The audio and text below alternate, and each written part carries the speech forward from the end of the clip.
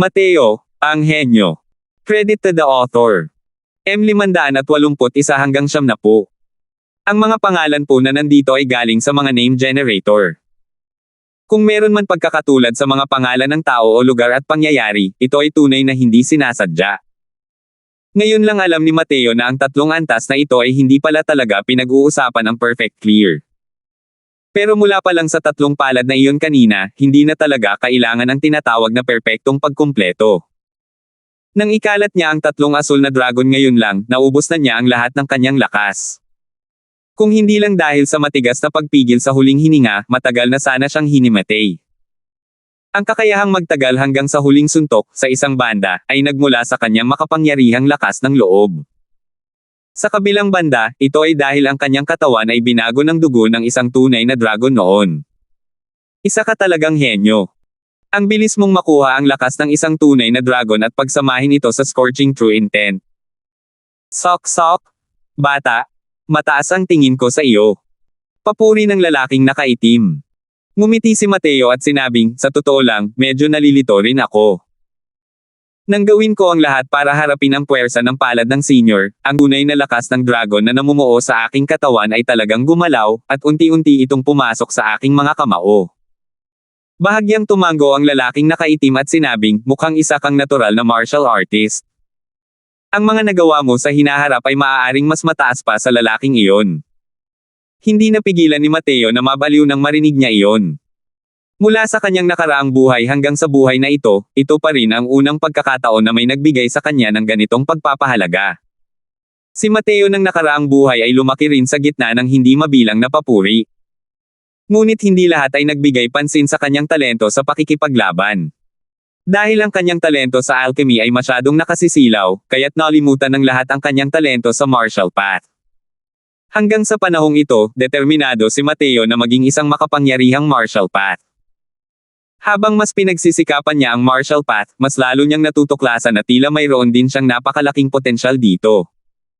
Asher Deeper, Floating Zero Sword, Heart Like Still Water, Concept of Wind, Concept of Fire.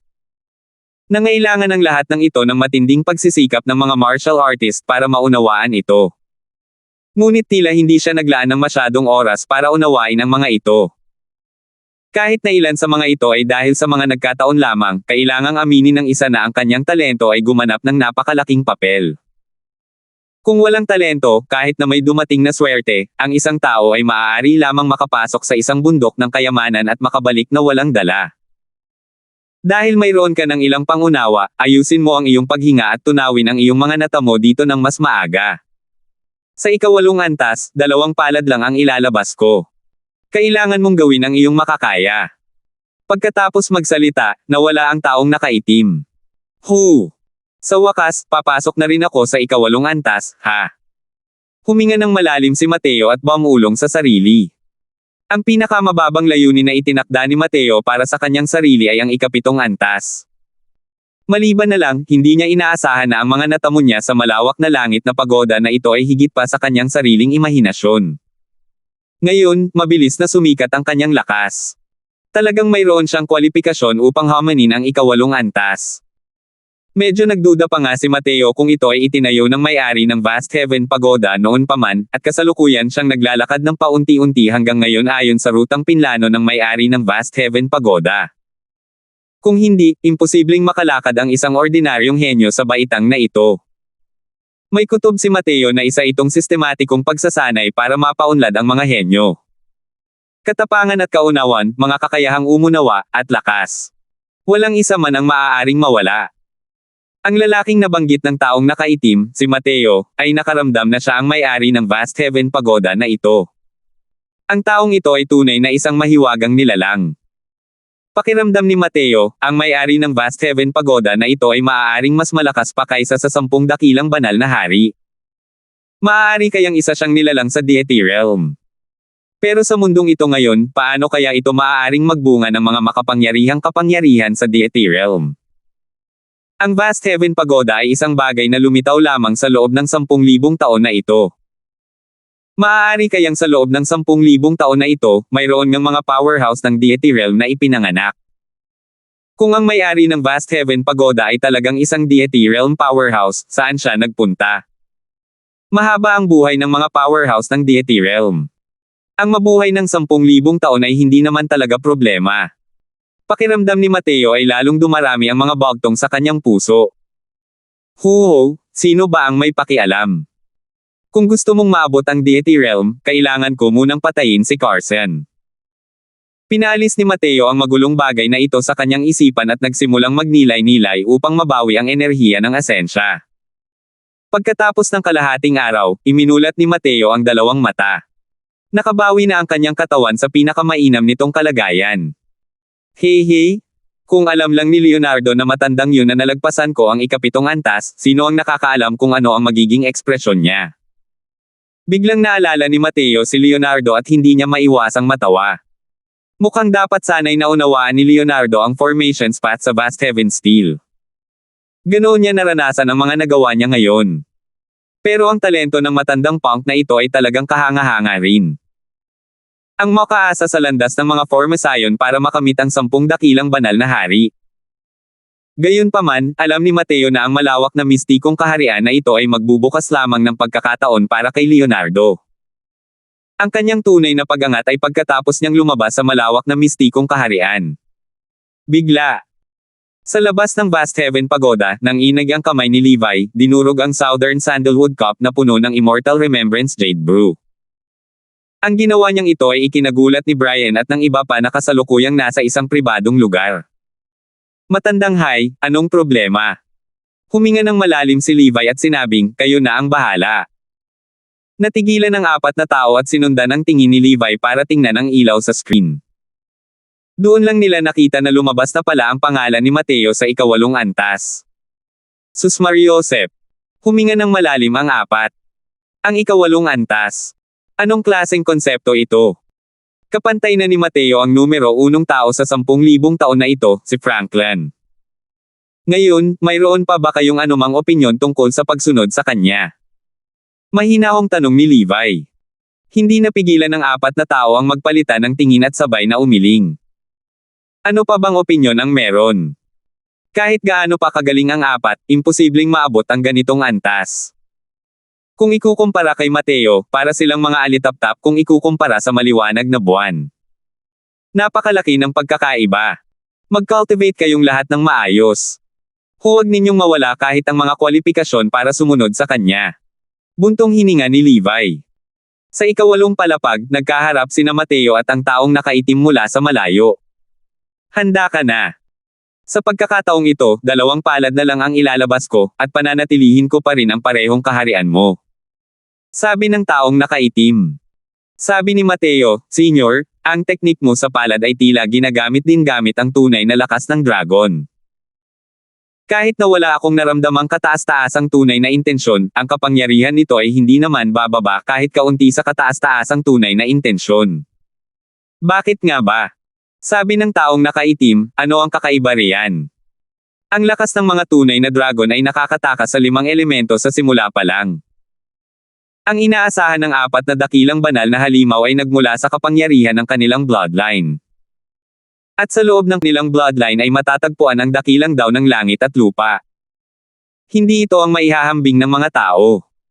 Sa kapangyarihan, natural na hindi ito mas malala kaysa sa pinakamataas na tunay na intensyon. Napino mo na ngayon ang dugo ng tunay na dragon, at ang kapangyarihan ng isang tunay na dragon ay nasa loob din ng iyong katawan. Dapat ay mararanasan mo ang lakas ng bloodline power. Tumanggaw si Mateo at mabilis na naintindihan ito. Ang mga banal na hayop ay pawang mga paboritong anak ng langit. Ipinanganak sila na taglay ang kanilang lakas, lalo na ang 4 na dakilang banal na hayop. Ang kanilang lakas ay mas malakas pa kumpara sa maraming makapangyarihang nilalang sa kaharian ng mga Diyos ng tao. Bukod pa rito, alam ni Mateo na ang antas ng mga banal na hayop sa 4 na dakilang banal na halimaw ay halos hindi na kailangang mag-cultivate. Hanggat sila ay nagiging ganap na banal na hayop, makakamit nila ang banal na landas. Ang buong proseso mula simula hanggang katapusan ay hindi kapani-pani walang lumalaban sa langit. Kaya naman, ang mga banal na hayop ay pawang mga lahing mayabang. Kahit isang patak ng asensya ng dugo ay naglalaman ng kakaibang malupit na kalooban sa loob. Naiintindihan ko. Senior, kumilos ka na. Malamig na sabi ni Mateo. Hindi rin naman mahaba ang paghinga ng taong nakaitim. Sa pagkakataong ito, pinagdikit niya ang dalawang kamay. Kaagad, isang malakas na hangin ang umugaw kasabay ng sunod-sunod na ungol ng dragon.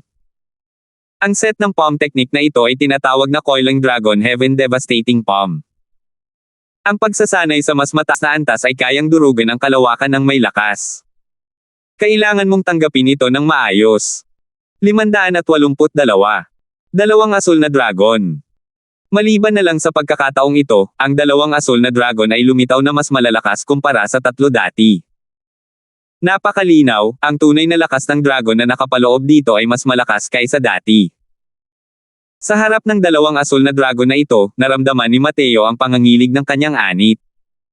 Tunay na pagpatay ng dragon sa kilusang apoy. Ang dalawahang kamao ni Mateo ay parang mga dragang debaha na patungo sa dagat. Lumabas din ang dalawang pulang dragon na may kasamang ungol. Ang flame movement through dragon carnage na ito ang eksaktong huling atake na naunawaan ni Mateo sa ikapitong antas. Pinagsama ng ataking ito ang tunay na lakas ng dragon sa katawan ni Mateo, na nagpapataas sa lakas ng flame movement carnage ni Mateo ng maraming beses. Naabot na nito ang antas ng pinaikling anyo ng natipon na asensya. Halos bigla na lang, dalawang asul na dragon at dalawang pulang dragon ang nagbanggaan ng ganito. Ugong. Tila nang inag ang buong lugar dahil sa mga aftershock ng banggaan. Sa ilalim ng daluyong ito, ang taong nakaitim ay naging kasing tatag ng bundok. Ngunit si Mateo ay natulak palayo bago pa man niya halos magawang patatagin ang sarili. Sinamantala ni Mateo ang pagkakataong ito, pinaikot niya ang Spirit Bristle 9 niyang Divine Art gamit ang lahat ng kanyang lakas upang mabawi ang enerhiya ng asensya. Alam niyang ang kanyang flame movement through Dragon Carnage ay hindi kayang tapatan ng taong nakaitim. Kailangan niyang samantalahin ang lahat ng pagkakataong makabawi ng kanyang lakas upang makatugon susunod na sagupaan. Dahil sa kasalukuyang magnitude ng essence energy ni Mateo kasama ang galaw na ito, ang flame movement through Dragon Carnage, ang mga instant killing late stage Soul Sea expert ay hindi naging mahirap. Pero sa harap ng taong nakaitim, tila napakahina nito para makayanan ang isang suntok. Ang dalawang pulang dragon ay hamarang lamang ng ilang beses at dinurog ng dalawang asul na dragon. Hindi nabawasan ang natitirang momentum ng dalawang asul na dragon na iyon, at mabilis na sumusugod patungo kay Mateo. Libong umaagos na talulot. Sumabog. Walang kahit kaunting pag-aalinlangan, natapos na ni Mateo ang paghahanda para sa pangalawang bug zone ng mga pag-atake. Mula pa sa simula, hindi kailanman pinlano ni Mateo na malampasan ang dalawang palad ng taong nakaitim. Sa ikapitong antas, naranasan na niya ang lakas ng Coiling Dragon Heaven Devastating Palm na ito. At sa ikawalong antas na ito, dalawang palad lang ang ilalabas niya. Tiyak na tataas ang kahirapan. Kung hindi, paano matatalo ang Franklin na may ganitong talento sa ikawalong antas na ito? Ang flame movement through Dragon Carnage na ito ay isa na sa pinakamalakas niyang kalaban ngayon. Ngunit hindi pa rin ito kayang labanan ang dalawang asul na dragon sa loob ng maikling panahon. Dahil ang pagharap sa atake ng sabay-sabay ay walang magagawa sa dalawang asul na dragon na ito, ang magagawa na lamang niya ay ang depensa. Hindi malakas ang offensibong kapangyarihan ng Thousand Flowing Petals. Pero ang paggamit nito para depensa ay isang mahusay na galaw. Matapos makalusot ni Mateo sa 8th level C transformation, ang kanyang essence energy C ay umabot na sa sobrang taas na 400 talampakan. Habang ang karaniwang 8th level C transformation ay nasa 150 talampakan lamang sa pinakamalawak na lawak. Ang kapal ng kasalukuyang enerhiya ng ascension niya ay halos 3 beses na mas malaki kaysa sa mga ordinaryong martial artist. Samantalang para sa karamihan ng mga ordinaryong eksperto sa Soul Sea, ang kanilang essence energy Cs ay 1,000 talampakan ang sukat. Mahigit doble lang ng kay Mateo. Kailangang malaman ng isa na kapag ang mga martial artist ng Sea Transformation Realm ay nakalusot sa Soul Sea, ang kanilang essence energy C ay aabot sa 10 beses na parang nyebe. Maghintay hanggang sa makalusot si Mateo sa Soul Sea. Gaano kalaki ang magiging lawak ng kanyang essence energy C? Gamit ang kasalukuyang lakas ni Mateo, ang lakas at lawak ng pag-atake ay hindi na maihahambing sa dati. Daan-daang milyong lumilipad na talulot ang sumugod patungo sa dalawang asul na dragon. Kumapit sila sa katawan ng mga asul na dragon at walang tigil na nagpasabog. Kung isa lamang itong ordinaryong atake, matagal na itong tuluyang nasira ng galaw na ito ni Mateo at hindi na ito makakarating sa harap niya. Pero napakalakas ng dalawang asul na dragon na ito. Madali nilang natalo ang dalawang pulang dragon ni Mateo.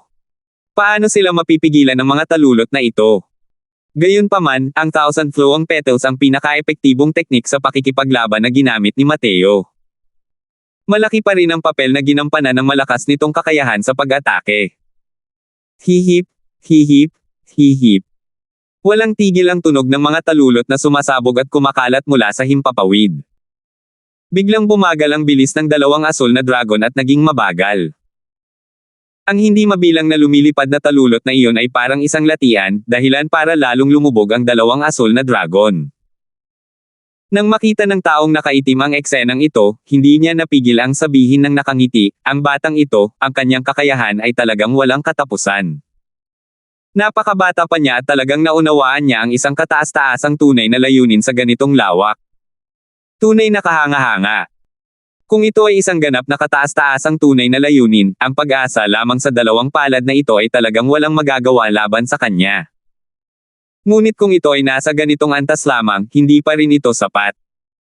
Tunay nga, ang dalawang asul na dragon na iyon ay hindi namatay sa pamamagitan ng Thousand Flowing Petals. Di nagtagal ay nakawala sila sa sunod-sunod na mga balakid, sumugod kay Mateo. Naging matindi ang ekspresyon ni Mateo, at inilabas niya ang Zuan Sword. Ipinakita ang panimulang tindig ng Myriad Rain Sword Blades. Maraming talam ng espada na may ulan. Naghanap ng oras si Thousand Flowing Petals para sa pagcast ng Myriad Rain Sword Blades. Ito rin ang huling tagumpay ni Mateo. Sa pagkakataong ito, hindi na nagpigil si Mateo, bagkus ay ginamit niya ang lahat ng natitirang enerhiya ng asensya sa kanyang katawan, at ibinuhos ito sa Myriad Rain Sword Blades ng sabay-sabay. Ang dalawang asul na dragon ay nababalot ng napakaraming talulot at sumugod kay Mateo. Putok! Putok! Putok! Power! Ang katawan ni Mateo ay parang isang saranggola na naputol ang tali, lumilipad palabas. At sa wakas ay naglaho na rin sa ere ang dalawang asul na dragon na iyon. Sa ilalim ng suntok na ito, tuluyang nasugatan si Mateo. Pero sa kabila ng kanyang pagpupumiglas, sa wakas ay nakatayo pa rin siya. Tumama ng husto ang mga lamang loob ni Mateo. Sa ngayon, hindi naman magaan ang mga sugat na natamo. Malamig na sinabi ng taong nakaitim, hindi mo talaga ako binaygo. Sa tingin ko ay nahulaan mo na. Sa ikasyam na antas na ito, isang palad lang ang ilalabas ko, na siyang ultimate palm din ng Coiling Dragon Heaven Devastating Palm. Gagamutin ng Vast Heaven Pagoda ang mga sugat mo. Mayroon kang 10 araw na oras para mag-isa rito. Marahil ay magkakaroon ka ng ilang pakinabang. Pagkatapos ng 10 araw, nasa iyo kung ikaw ba ang magiging unang henyo na makakalampas sa ikasyam na antas sa 10,000 taon na ito. Iniwan ng pangungusap na ito, umalis ang taong nakaitim nang hindi man lang lumingon.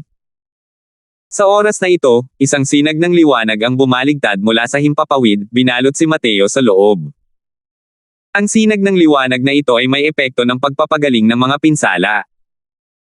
Ipinagkibit-balikat ni Mateo ang magulong emosyon at nagnilay-nilay habang nakakross ang mga binti, habang pinapagaling ang mga pinsala gamit ang lahat ng kanyang lakas.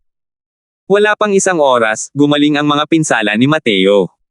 Sabi ng taong nakaitim, 10 araw daw ang ibinibigay sa akin.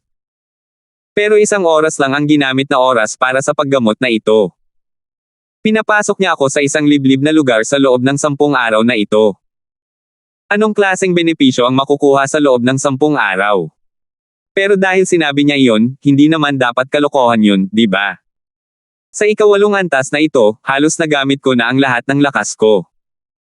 Gamit ang kasalukuyang lakas ko, kahit gamitin ko pa ang walang pangalang enerhiya, imposibleng makadaan pa sa ika-9 na antas. Nang gumaling ang kanyang mga pinsala, nagsimulang mag-isip si Mateo.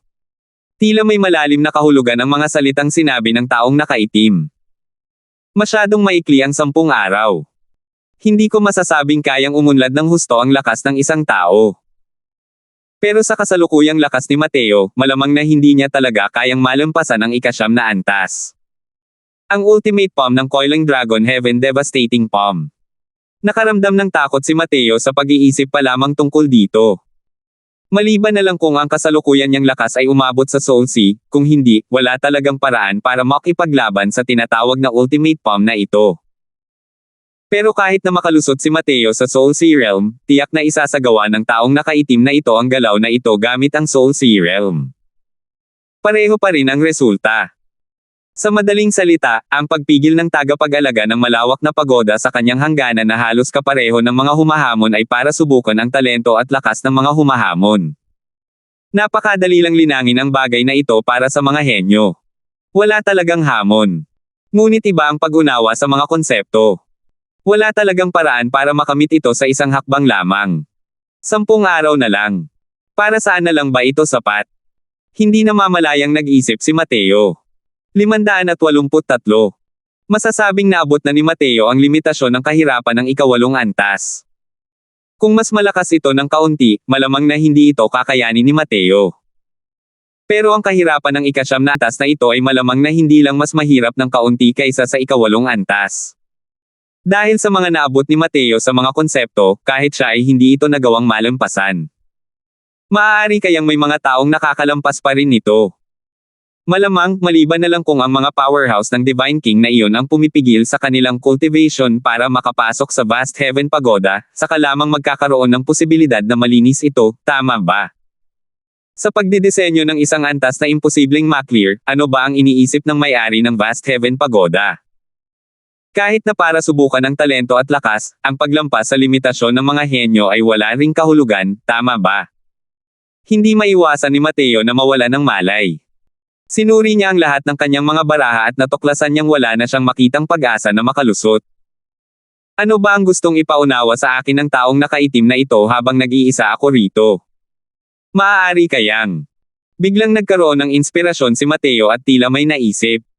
Sinabi ng taong nakaitim na ang ginamit ng Coiling Dragon Heaven Devastating Palm ay ang lakas ng isang tunay na dragon. At ang lakas ng isang tunay na dragon ay isang pag-iral na kapantay ng isang kataas-taasang tunay na intensyon. Ang pinakamataas na tunay na intensyon ay nangangailangan ng mga martial artist na pumunta at umunawa, habang ang lakas ng tunay na dragon ay nangangailangan lamang ng malakas na kapangyarihan ng bloodline. Pinino ni Mateo ang dugo ng isang tunay na dragon na malapit nang mag-evolve sa antas ng Divine Beast. Malakas na ang kapangyarihan ng bloodline. Kung ginamit niya ang lakas ng isang tunay na dragon para harapin ang Coiling Dragon Heaven Devastating Palm. Sinabi pa nga ng taong nakaitim na kapag ang Coiling Dragon Heaven Devastating Palm ay sinanay sa napakataas na antas, halos kaya nitong durugin ang kalawakan gamit ang lakas. Makikita ang lakas ng kapangyarihang iyon. Kung matagumpay niyang nalinang ang teknik na ito sa pakikipaglaban. Tuwang-tuwa si Mateo sa naisip pa lang niya. Ang gustong ipaunawa sa kanya ng lalaking nakaitim ay ang Coiling Dragon Heaven Devastating Palm. Nang malaman ang koneksyon sa pagitan nito, kumalma na lang si Mateo. Paano niya magiging ganoon kadaling maunawaan ang Coiling Dragon Heaven Devastating Palm? 10 araw na lang. Masyadong mataas ang tingin sa akin ng taong nakaitim na ito. Mapait na sabi ni Mateo habang nakangiti. Coiling Dragon Heaven Devastating Palm. Ginamit ito ng taong nakaitim ng 2 beses. Dahil gusto ni Mateo na umasa sa sarili niyang impresyon para maunawaan ang martial technique na ito, napakalaki ng antas ng kahirapan. Isa itong misyon na imposibleng matapos. Pero walang balak sumuko si Mateo. Mabilis siyang nag-focus, maingat na inaalala ang bawat kilos ng lalaking nakaitim. Sinimulan ni Mateo na gayahin ang mga kilos ng taong nakaitim at isinagawa ang Coiling Dragon Heaven Devastating Palm. Ugong. Isang napakahinang atake. Walang kahit kaunting banta. Naghinala pa nga si Mateo kung kayang patayin ng palad niya kanina ang isang martial artist sa Sea Transformation Realm. Siyempre, simula pa lamang ito. Napakalakas ng teknik sa pakikipaglaban na ito. Malinaw na hindi ito ganoon kadaling intindihin. Isang palad, 2 palad, 3 palad. Sa isang iglap, pinakawala ni Mateo ang 10 palad. Ngunit walang anumang pag-unlad. Subukan niyang gayahin ang mga galaw ng taong nakaitim, at ginamit ang lakas ng tunay na dragon. Ngunit natuklasan niya na napakahirap pala nitong magawa. Kahit nataglay ni Mateo ang lakas ng isang tunay na dragon sa loob ng kanyang katawan, napakahirap itong gamitin. Kahit na may flame movement through Dragon Carnage, ang lakas ng tunay na dragon na kaya niyang gamitin ay napakaliit pa rin. Ang lakas ng galaw na ito ay pangunahing nakadepende pa rin sa Scorching True Intent. Ang lakas ng tunay na dragon ay mayroon lamang tungkuling magdagdag ng mga bulaklak sa berda. At napakahirap para kay Mateo na gamitin ang Coiling Dragon Heaven Devastating Palm para magamit ang lakas ng tunay na dragon. Una, hindi niya nalaman ang tunay na paraan ng paggamit ng lakas ng tunay na dragon. Pangalawa, sanay na siyang gumamit ng enerhiya ng asensya. Napakahirap agad na baguhin ang kanyang nakasanayan. Kakaiba. Wala pa rin akong paraan para magamit ang lakas ng isang tunay na dragon. Paano nga ba ito magagawa? Tumigil sandali si Mateo para mag-isip at muling pinakawalan ang isang palad. Ngunit hindi pa rin niya mahanap ang nararamdaman. Ang paggamit ni Mateo ng tunay na lakas ng dragon ay parang isang blankong papel, hindi man lang alam ang mga pangunahing kaalaman. Tumingin ang taong nakaitim sa Mateo sa gitna ng walang tigil na pagtatangka at hindi mapigil ang bumantong hininga at sinabing, "Ikaw na lalaking ito ay talagang nag-set up ng isang perverse round. Paano ito mapapawi ng mga tao?" Ang lakas ng tunay na dragon ay isang napakalakas na bloodline power. Kahit ang lahi ng dragon mismo ay kailangang maglaan ng napakalaking pagsisikap upang tunay na maunawaan ang paraan ng paggamit ng bloodline power. Paano ito maiintindihan ng isang kabataang kakatapos lang magpino ng lakas ng isang tunay na dragon? Talagang wala akong maisip na ibang makakapagtapos sa perverse 9th level na ito kapag nabigo si Mateo, ang punk na ito. Lumalabas na ang ika-9 na antas na ito ay itinatag ng may-ari ng Vast Heaven Pagoda. Sa pakikinig sa ibig sabihin ng taong nakaitim, malinaw na hindi rin niya maintindihan ang tagpuan ng ika-9 na antas na ito. Napakahirap na round. Kahit ang mga martial artist na mas mahuhusay pa ay hindi rin makakalusot dyan, di ba? Kung pag-uusapan ang pag-unawa sa kataas-taasang tunay na layunin, tinukoy ng skeletal age restriction na imposibleng maging napakataas ang mga konsepto at cultivation ng mga martial artist na pumapasok. Sa loob ng maraming taon, ang mga konsepto ni Mateo ay isa sa mga pinakakakaiba. Pero kahit na nasa kasalukuyan siyang antas, imposible pa ring makalampas sa ika-9 na antas. Kung pag-uusapan natin ang pag-unawa sa lakas ng isang tunay na dragon, paano kaya makakaunawa ng maayos ang isang kabataang kakatapos lang magpino ng dugo ng dragon sa ganoong kaikling panahon? Para malampasan ang ika-9 na antas, kailangan mong makipaglaban sa mga makapangyarihan gamit ang kapangyarihan. Matapos pinuhin ang dugo ng dragon, ito ay para kontrahin ang lakas ng isang tunay na dragon gamit ang lakas ng isa pang tunay na dragon. Kung hindi, wala nang pagkakataong manalo. Maliban na lang kung lubos na matutunan ni Mateo ang isang tunay na intensyon. Kung hindi, isa lamang siyang natalo na kalaban ng Coiling Dragon Heaven Devastating Palm. Pero para kay Mateo, ang lakas ng isang tunay na dragon ay lubos na kakaiba. At ang paghawak sa lakas ng isang tunay na dragon ay ang unang hakbang pa lamang. Kailangan pa rin niyang magamit ang Coiling Dragon Heaven Devastating Palm bago niya makuha ang mga kwalipikasyon para matiis ang huling palad. Lumipas ang 3 araw sa isang kisap mata. Matagal nang sumuko si Mateo sa direktang pag-unawa sa Coiling Dragon Heaven Devastating Palm. Nag-iisip siya ng mga paraan para magamit ang tunay na lakas ng dragon. At sa ngayon, ang tanging paraan para magamit niya ang lakas ng tunay na dragon ay ang paggamit ng flame movement through Dragon Carnage. Sa loob ng 3 araw na ito, palagi niyang ginagamit ang flame movement through Dragon Carnage, at walang humpay na iniintindi ang paraan ng paggamit ng lakas ng tunay na dragon. Unti-unti, sa wakas ay nasanay na rin si Mateo.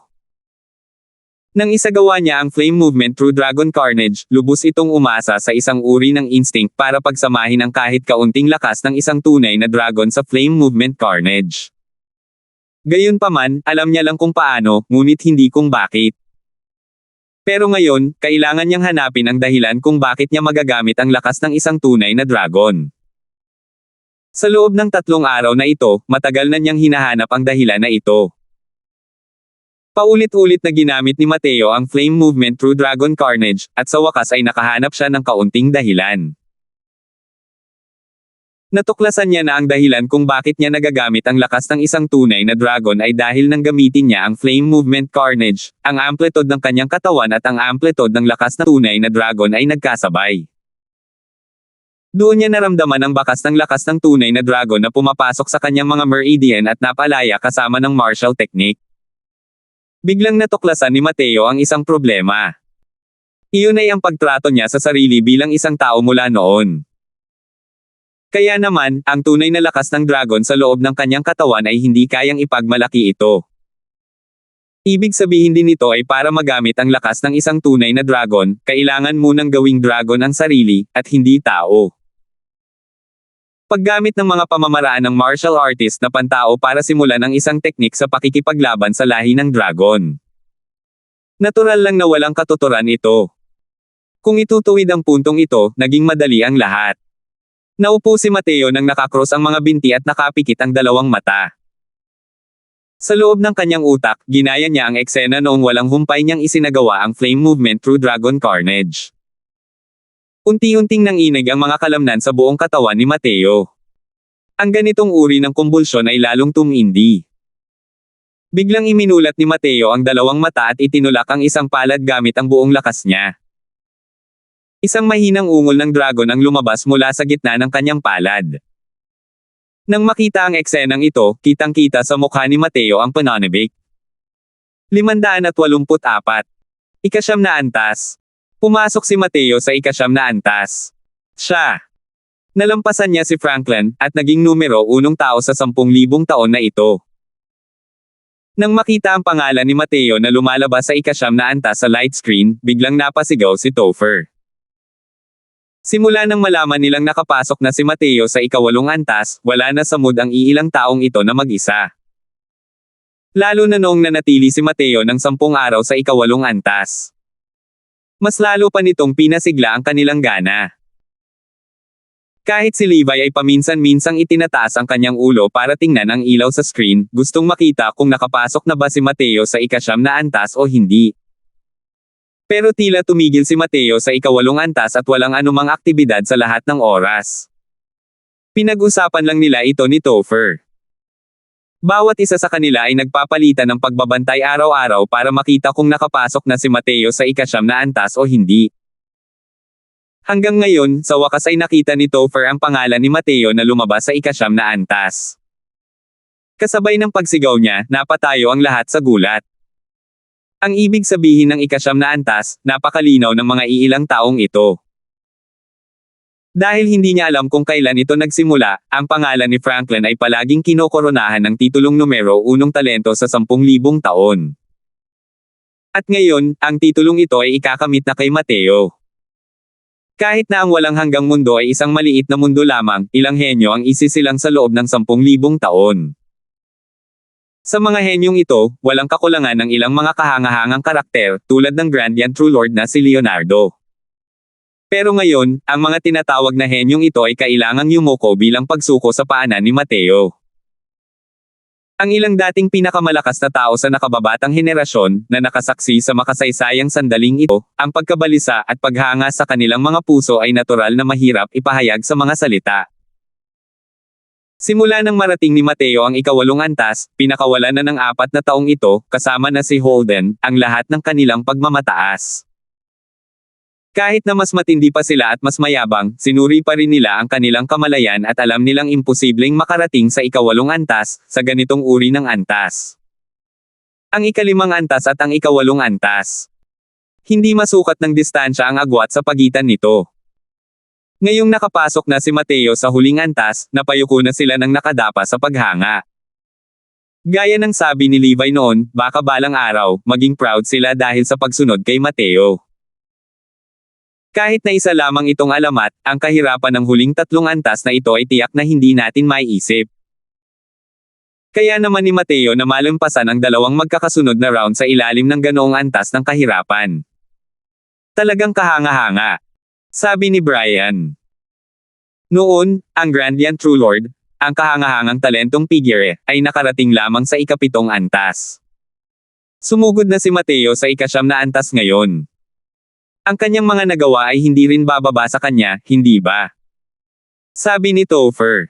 Sigurado yan. Mula pa noong unang panahon, wala pang sino man ang nakarating sa ika-9 na antas. Hindi rin maaaring mas masahol pa si Mateo kaysa kay Grandian True Lord. Sabi ni Brian. Hey, ilang taon kaya iikot ang alamat ni Mateo sa ating walang hanggang mundo. Pakiramdam ko ngayon ay hindi naman masama ang maging tagasunod niya. Marahil pagkatapos niyang umakyat sa banal na kaharian, maaari na rin tayong maging mga ibon at aso na nakasakay sa kanyang mga balahibo. Sabi ni Topher. Fu. Ikaw ang aso at manok. Pero sa ngayon, pakiramdam ko talaga ay isang taong may magandang kapalaran si Mateo. Sa pagsunod sa kanya, maaaring makatanggap tayo ng walang katapusang mga benepisyo. Sabi ni Brian. Sa tabi, tahimik na tumanggaw si Sarah. Malinaw na lubos din niyang sinangayunan ang mga salitang ito. At kahit hindi nagsalita si Holden, makikita rin sa ekspresyon niya na wala pa siyang anumang opinyon tungkol sa pagiging tagasunod ni Mateo. Hindi nagsalita si Levi sa kabuuan, blankong nakatitig sa ilaw sa screen. Hindi rin tiyak kung ano ang iniisip niya. Ang espasyo ng ika-9 na antas. Nakatitig ang lalaking nakaitim kay Mateo sa tapat at sinabing may madamdaming buntong hininga, sa wakas ay nakarating ka rin dito. Akala ko pipiliin mo nang umalis. Nakangiting sabi ni Mateo, hindi ko ugali ang sumuko ng kalahati. Sa tingin mo ba ay makakayanan mo ang ika-9 na antas na ito gamit ang kasalukuyan mong lakas? Gamit ang iyong talino, dapat ay mahulaan mo kung gaano kalakas ang palad na ito. Gamit ang kasalukuyan mong lakas, imposibleng malampasan ito. At ang resulta ng hindi paglampas dito ay kamatayan. Ikaw ang pinakamahuhusay na binata sa 10,000 taon na ito. Hindi ko talaga kayang patayin ka ng personal, sabi ng taong nakaitim. Nasaksihan ng taong nakaitim ang talento ni Mateo na kahanga-hanga sa kanyang paglalakbay. Likas sa kanya na ayaw niyang sirain ang isang henyo sa kanyang puso. Paano malalaman kung hindi mo susubukan? Senior, kumilos ka na. Walang pakialam na sabi ni Mateo na walang pakialam sa mundong ito. Nanatiling tahimik at hindi nagsalita ang taong nakaitim. Ang dahilan kung bakit niya hinatulan na hindi kayang tapusin ni Mateo ang ika-9 na antas ay dahil wala talagang ginawa si Mateo sa sumunod na 5 araw. Nagnilay-nilay siya ng mag-isa sa ika-8 antas sa loob ng 5 araw. Dati, sa loob ng 3 araw na ginugol ni Mateo para mahanap ang paraan para magamit ang lakas ng isang tunay na dragon, talagang namangha ang taong nakaitim. Pero ang ikinagulat niya ay ang katotohanang nagmumuni-muni si Mateo ng mag-isa sa buong oras sa mga sumunod na 5 araw. Magkaiba ang teknik sa pakikipaglaban at ang mga konsepto ng pag-unawa. Ang una ay nangangailangan ng patuloy na pagsasanay. Lalo na ang martial technique ng lahi ng dragon, kailangan pa nito ng oras para mas lalong maasa. Hindi inakala ni Mateo na malalampasan niya ang ika-9 na antas sa pamamagitan ng kakayahang manyobrahin ang lakas ng isang tunay na dragon, tama ba? Ang manyobrahin ang lakas ng tunay na dragon para pakawalan ang isang palad at ang paggamit ng Coiling Dragon Heaven Devastating Palm para pakawalan ang isang palad ay dalawang magkaibang konsepto. O baka naman, nauunawaan ni Mateo ang Coiling Dragon Heaven Devastating Palm sa loob ng 5 araw na ito, pero wala siyang napala. Kahit sa ang anggulo tingnan, wala ng pag-asa si Mateo na makapasok sa ika-9 na antas. Pinapayuhan ko na mas mabuting sumuko ka na. Ang ultimate palm ng Coiling Dragon Heaven Devastating Palm, kahit 20% lang ang lakas na ginagamit ko, hindi rin ito ang kaya mong kalabanan. Kung naiintindihan mo ang Coiling Dragon Heaven Devastating Palm, may pag-asa pa rin. Kahit hindi ka mananalo, mayroon ka namang lakas para protektahan ang iyong sarili. Pero ang naunawaan mo lang ay ang paraan para magamit ang lakas ng isang tunay na dragon at hindi mo pa natutunan ang mga pangunahing kaalaman tungkol sa Coiling Dragon Heaven Devastating Palm. Imposibleng mabuhay. Maikling pagmumuni-muni ng lalaking nakaitim, hinikayat pa rin siya nito. Hindi naman sa pesimistiko ang taong nakaitim para kay Mateo. Sa kabaligtaran, masyado siyang optimistiko para kay Mateo. Pero mas malinaw pa sa kanya ang kapangyarihan ng Coiling Dragon Heaven Devastating Palm. Ang lakas ng martial technique na ito, hindi kayang maranasan ni Mateo. Ang hirap ng ika-9 na antas na ito ay masyadong magulo. Dapat ka munang umalis sa Vast Heaven Pagoda. Bata ka pa. Bumalik ka sa Vast Heaven Pagoda pagkatapos ng 10 taon, hindi rin maituturing na mahalaga sa iyo ang ika-9 na antas na ito. Sa oras na iyon, mararanasan mo ang pakiramdam ng isang kahangahangang tanawin mula sa isang mataas na lugar. Binata, paminsan-minsan, umatras ka, at walang katapusang asol na kalangitan. Udyok ng lalaking nakaitim. Tumingin si Mateo sa taong nakaitim at biglang ngumiti at sinabing, "Maraming salamat sa pag-aalala ng senior. Pero sa ika-9 na antas na ito, gusto ko pa ring humamon. Sa mundo ko, sa likod ay puro matarik na bangin at nakasabit na mga bato. Sa harap ko lang ay walang katapusang asol na kalangitan." Hindi ito mga kabayanihang salita, ngunit ang malakas na kumpiyansa sa sarili na ipinamalas ni Mateo ay kitang-kitang nakaantig sa taong nakaitim. Pero, sa paraan ng pagtingin ng taong nakaitim, hindi pa rin niya maintindihan ang iniisip ni Mateo. Isang hakbang paatras, walang katapusang bughaw na kalangitan. Ito ang pagkaunawa ng taong nakaitim sa buhay. Ngunit habang sumusulong ng isang hakbang, walang katapusang asol na kalangitan, ito ang pagkaunawa ni Mateo sa buhay. Kahit pa ang nakaraang buhay o ang buhay na ito, walang pag-atres, ang dalawang salitang ito sa diksyonaryo ni Mateo. Isa pa, para kay Mateo, talagang hindi na siya makapaghintay sa susunod na 10 taon. Masyadong mahaba ang 10 taon para kay Mateo. Hey, ibang-iba talaga ang batang to. Pero, ikaw mismo ang humihingi niyan. Kapag namatay ka sa kamay ko, wala kang dapat ireklamo. Nakangiting sabi ni Mateo, walang reklamo o panghihinayang. 585. Sige. Dahil ganito na nga, tutuperin ko ang hiling mo. Natapos magsalita ang taong nakaitim. Nagdilim ang buong espasyo sa ika-9 na palapag. Ngayon, nakita niya lang na itinaas niya ang kanyang palad. Isang napakalakas na aura ang kumalat sa lahat ng direksyon. Isang napakalaking asul na dragon ang unti-unting naging malinaw, pumulupot sa likod ng taong nakaitim, at ang mukha nito ay nagpapakita ng kabangisan habang nakatingin kay Mateo. Kahit alam niyang isa lang itong Dharma Idol, nakakaramdam pa rin si Mateo ng matinding pressure. Isang malakas na hangin ang umihip, at itinaas ang sulok ng manggas ni Mateo. Hindi pa nakakalabas ang puwersa ng mga palad. Mayroon ng isang kahangahangang momentum na bumalot sa kalangitan at tumakip sa lupa, nilamon ang lahat. Ang coiling Dragon Heaven devastating palm na ito ay pinupuri bilang kayang durugan ang kalawakan gamit ang lakas. Tunay nga, karapat-dapat sa reputasyon nito.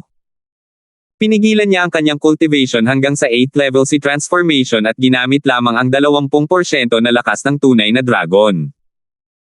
Ang huling palad na ito ay talagang may ganitong kapangyarihan. Ang palad na ito ng taong nakaitim ay mas malakas kaysa sa inaakala ni Mateo.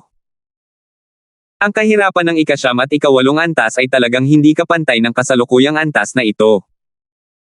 Hindi nakakapagtaka na patuloy siyang pinipilit ng taong nakaitim na umalis sa ika-9 na antas. Ang antas ng kahirapan na ito ay talagang hindi isang ordinaryong uri ng kakatwa. Hindi niya talaga alam kung ang may-ari ng Vast Heaven Pagoda na ito ay isang psychopath o hindi, para magtakda ng ganoong antas ng kahirapan bilang isang hadlang. Paano kaya ito malulutas? Bukod pa rito, walang duda, ang tunay na lakas ng dragon ng taong nakaitim na ito ay malinaw na nalinang nasa napakataas na antas. 20% lamang ng tunay na lakas ng dragon ay maaaring lumikha ng isang nakakatakot na galaw. Nakatitig si Mateo sa taong nakaitim nang hindi inaalis ang tingin, inilalagay sa utak niya ang bawat galaw nito. Biglang sumili ang isang ngiti sa labi ni Mateo, ganito pala. Dahan-dahan niyang ipinikit ang kanyang mga mata. Nagsimulang manginig ang mga kalamnan sa kanyang katawan sa kakaibang tempo. Natuto si Mateo mula sa kilos ng taong nakaitim, itinaas ang kanyang palad at minamaniobra ang tunay na lakas ng dragon sa kanyang buong katawan. Isang mahinang multo ang lumitaw sa likuran ni Mateo. Isa rin pala itong asul na dragon ng Dharma Idol. Nang makita ng taong nakaitim ang eksenang ito, nanigas ang kanyang mga mata at ang kanyang mga mata ay nagpapakita ng hindi kapani-pani walang pagkabigla. Ang batang ito. Paano niya nagawa iyon? Ito ang unang beses na ginamit ko ang ultimate palm ng Coiling Dragon Heaven Devastating Palm. Siya. Natutunan niya talaga iyon. Paano ito naging posible? Sa sandaling ito, ang pagkamangha sa puso ng taong nakaitim ay hindi mailarawan gamit ang mga salita. Hindi niya talaga kayang isipin kung gaano kalaki ang kayang intindihin ng isang talento ang Coiling Dragon Heaven Devastating Palm sa napakaikling panahon. Mayroon ba talagang ganito kagaling na binata sa mundong ito na kahanga-hanga ang talento? Nakarating na ang nakaitim na damit sa kritikal na punto ng paggamit ng kanyang mga kasanayan sa oras na ito. Pilit niyang pinigilan ang pagkabigla sa kanyang puso at ipinagpatuloy ang paggamit ng kasanayan. Palm na nakasisire sa langit ng dragon na kumikislap, mga bituin na nababasag. Ang taong nakaitim ay sumigaw ng malakas. Ang tunay na dragon ng Jus ang Dharma ay pinakawalan kasabay ng isang ungol. Ang momentum na iyon ay tunay na nakagulat sa langit at lupa at nagpapaiyak sa mga Diyos at multo. Isang tunay na dragon ng idolo ng Dharma ang lumipad patungo kay Mateo habang ibibuko ang mga pangil at iwinagayway ang mga kuko. Upang mapaikli ang isang Dharma idol, ipinapahiwatig nito na ang kapangyarihan ng bloodline ay napakalakas. At ang isang tunay na idolo ng Dragon Dharma ay lalong mahirap paikliin ang idolo ng Dharma. Kahit sa tunay na lahi ng dragon, napakakaunting tao ang makakapagpaikli rin nito. Kaya naman, ang asul na dragon na ito sa harap ng kanyang mga mata ay nasa ibang antas kumpara sa nakaraang dalawang antas. Sa pagkakataong ito, biglang iminulat ni Mateo ang dalawang mata, tila ginamit ang lahat ng lakas sa kanyang katawan, itinulak palabas ang idolo ng Dharma sa likuran niya. Kung ikukumpara sa asul na dragon na Dharma idolo ng taong nakaitim ang pananamit, ang asul na dragon na Dharma idolo ni Mateo ay mas ilusyonado at mas maliit din. Malinaw na mas pangit ito. Pero hindi ito ang susi. Ang mahalaga ay ang isang baguhang tulad ni Mateo ay kayang palakihin ang isang Dharma idol na asul na dragon. Ugong. Dalawang Dharma idol na asul na dragon ang nagbanggaan ng matindi. Halos maapektuhan ng shockwave na nalikha ang buong ikasyam na antas. Hindi natinag ang taong nakaitim kahit 1 pulgada sa gitna ng unos na ito. Ang ganoong kalakas na banggaan ay wala talagang epekto sa kanya. Pero hindi kaya ni Mateo. Diretso siyang samuka ng malaking dugo na nakatanggap ng isang napakalakas na suntok. Kung hindi man ang kasalukuyan niyang katawan ay dumaan sa muling paghubog ng dugo ng dragon at hindi na katulad ng dati, maaaring kumitil ng buhay niya ang suntok na ito. Gayunpaman, hindi pa ito tapos. Direktang dinurog ng asul na dragon ng Dharma idolo ng taong nakaitim ang Dharma idolo ni Mateo at patuloy na sumugod patungo kay Mateo. Ngunit ang asul na dragon, ang idolo ng Dharma, sa oras na ito ay naiwan lamang na may malabong imahe. Maliwanag, malaking bahagi ng tunay na lakas ng dragon ang naubos. Maraming talam ng espada na may ulan. Walang kahit kaunting pag-aalinlangan si Mateo. Pilit niyang pinigilan ang mga pinsala sa kanyang katawan at ginamit ang lahat ng enerhiya ng asensya sa kanyang katawan, ginamit ang myriad rain sword blades ng walang pagpipigil. Ugong. Isa na namang marahas na banggaan. Ngunit ang kaguluhan sa pagkakataong ito ay malayong hindi nakasingtindi ng dati. Muling samuka si Mateo ng malaking dugo, at nanghihina siyang bumagsak sa lupa. Bagamat isang mahinang multo na lamang ang natitira sa asul na dragon ng idolo ng Dharma, napakalakas pa rin ang kapangyarihan nito. Malakas na ginamit ni Mateo ang enerhiya ng asensya sa mga pagkakataong nasugatan siya. Sa simula ay dumami na ang kanyang mga pinsala. Dahil sa matinding pagtama muli, nanghihina na siya ng husto sa oras na ito. Gayunpaman, ang Asher Dragon na Dharma idol ng taong nakaitim ay tuluyang naubos ni Mateo sa huli. Tiningnan ng taong nakaitim ang eksenang ito at matagal na nawala ng imak. Sa wakas ay bumantong hininga pa rin siya at sinabing, wala talaga akong maisip na paraan kung paano mo naunawaan ang Coiling Dragon Heaven Devastating Palm. Nakakalungkot. Ayon sa mga hinihingi ng lalaking iyon, kailangan mong tumayo sa huli. Pero malubha ang iyong pinsala ngayon at nauubos na ang iyong essence energy. Kalimutan mo na ang pagtayo, kahit gumalaw ng kaunti ay malamang imposible. Nabigla nga ang taong nakaitim. Ngunit hindi niya kayang kontrahin ang mga kinakailangan ng may-ari ng Vast Heaven Pagoda. Kung hindi kayang tumayo ni Mateo, mabibigo pa rin siya sa huli. Pero hindi mo rin kailangang magsisi. Magaling ka na. Hindi pinagbabawalan ng Vast Heaven Pagoda ang mga martial artist na pumasok muli. Dahil sa talento mo, ang ika-9 na antas ay hindi karapat-dapat na banggitin sa harap mo pagkalipas ng 10 taon. Pang-aalo ng taong nakaitim. Tila nabuhayan ng loob si Mateo na nakahiga sa lupa at nagsimulang magpumiglas na tumayo. Hindi. Hindi pa tapos. Nakakuyom ng mahigpit ang mga kamao ni Mateo habang ginagamit ang lahat ng lakas ng katawan niya, gustong bumangon. Nagbago ang ekspresyon ng taong nakaitim. Hindi dapat mali ang kanyang paghatol tungkol sa mga pinsala ni Mateo. Sa lohikal na pagsasalita, imposibleng tumayo si Mateo. Pero, ang batang ito, putok. Medyo nagpumiglas si Mateo pero bumagsak pa rin siya sa lupa. Huwag ka nang magpumiglas pa. Mamamatay ka kung magpapatuloy ito. Aminin mo na ang pagkatalo. Kayang gamutin ng malawak na pagoda sa langit ang mga sugat mo. Nang makitang matigas ang ulo ni Mateo, hindi napigilan ng lalaking nakaitim na mag-alala. Hindi dapat paglaruan ang huling palad ng Coiling Dragon Heaven Devastating Palm na ito. Dumagsa ang mga pinsala ni Mateo ngayon. Kahit na sumailalim na sa pagbabago ng dugo ng dragon ang kanyang katawan, umabot na ito sa limitasyon. Ang pag-aabala ni Mateo ng ganito ay talagang maglalagay sa panganib ng buhay niya. Hindi. Kaya ko. Tumayo. Matigas na sabi ni Mateo. Huminga siya ng malalim na parang bumubuga ng hangin. Malinaw na naabot na ng kanyang katawan ang limitasyon.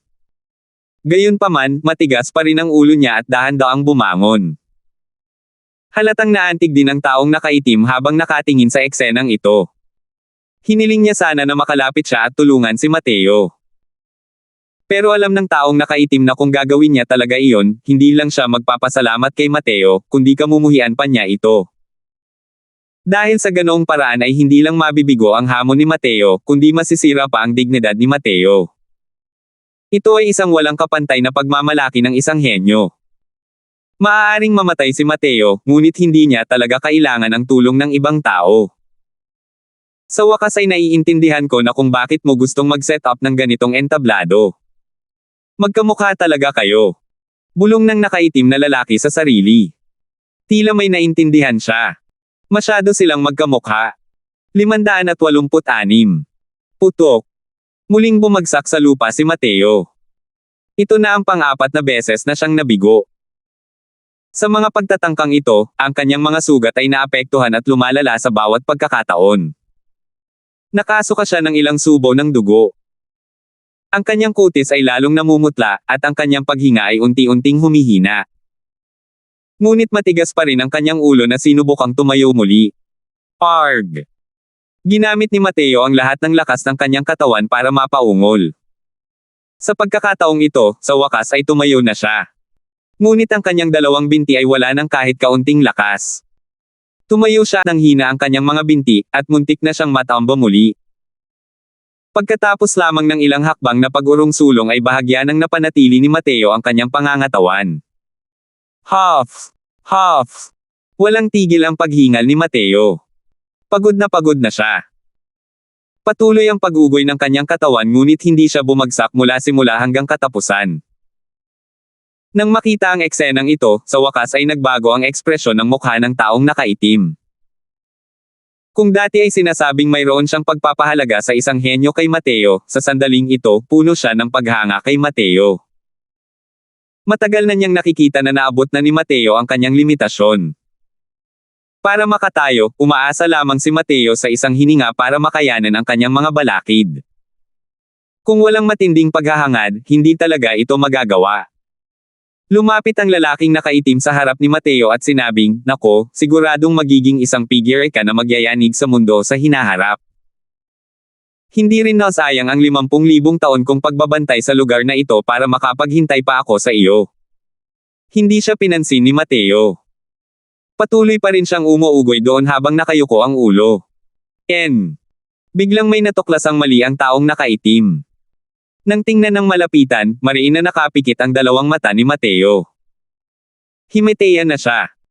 Nang makita ang sitwasyon, bumantong hininga ang taong nakaitim at sinenyasan gamit ang isang kamay. Isang sinag ng liwanag ang sumilay mula sa hangin, binalot si Mateo sa loob. Mahina na ang aura sa katawan ni Mateo.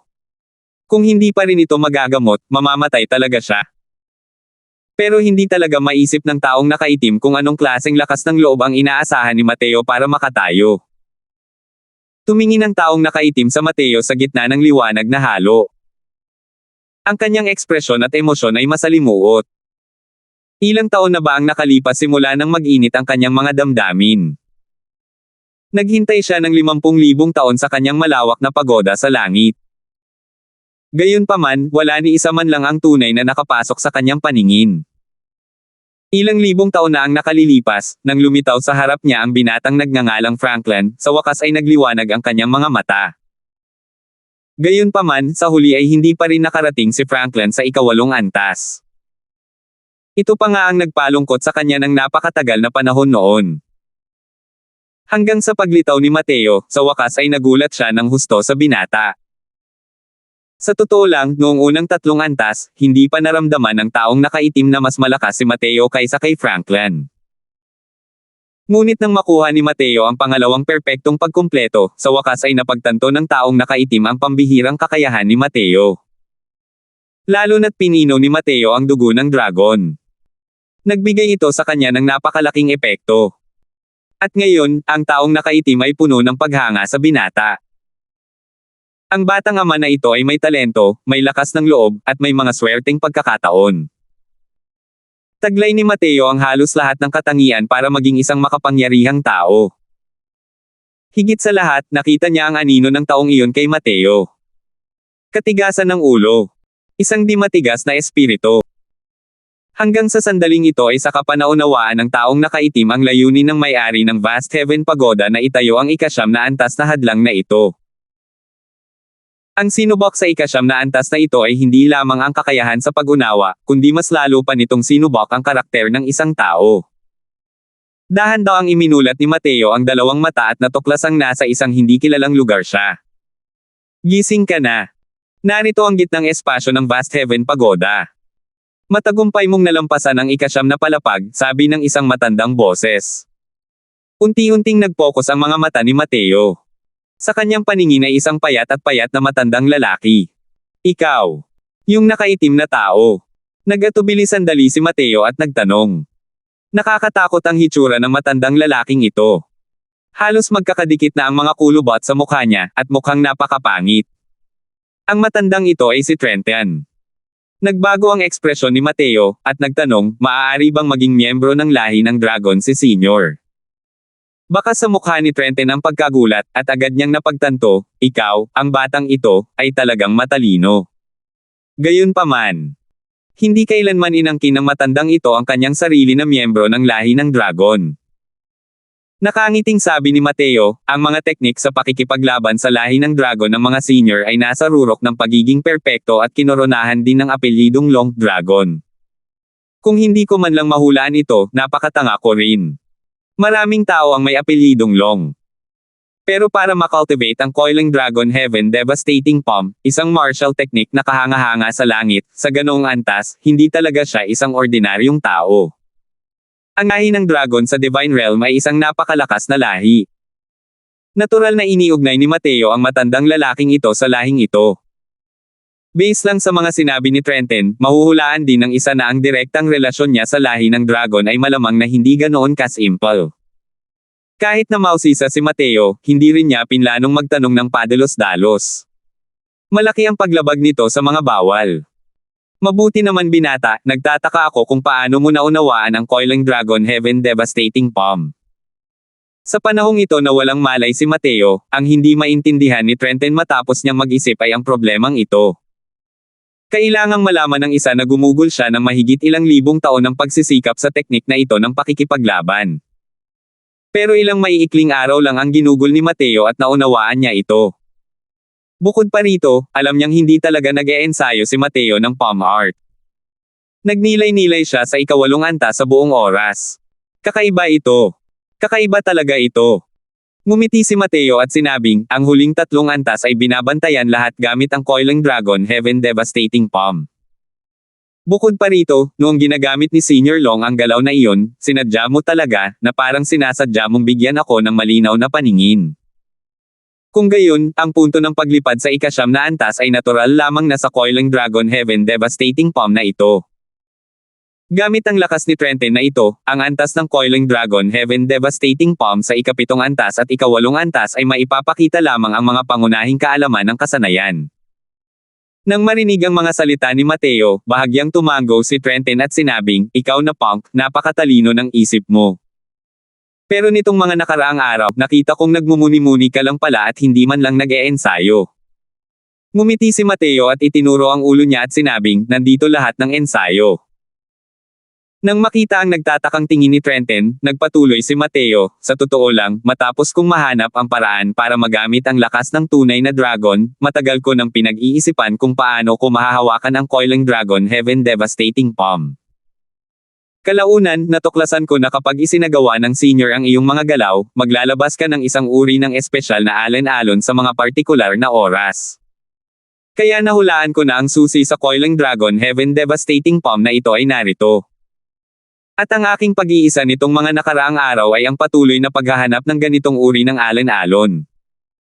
Naging makahulugan ang tingin ni Trenten, at gulat na sinabi niya, "Ikaw. Nararamdaman mo ba talaga ang alon ng dragon? Dragon wave pala ang tawag dyan. Angkop na angkop yan." Nakangiting sabi ni Mateo.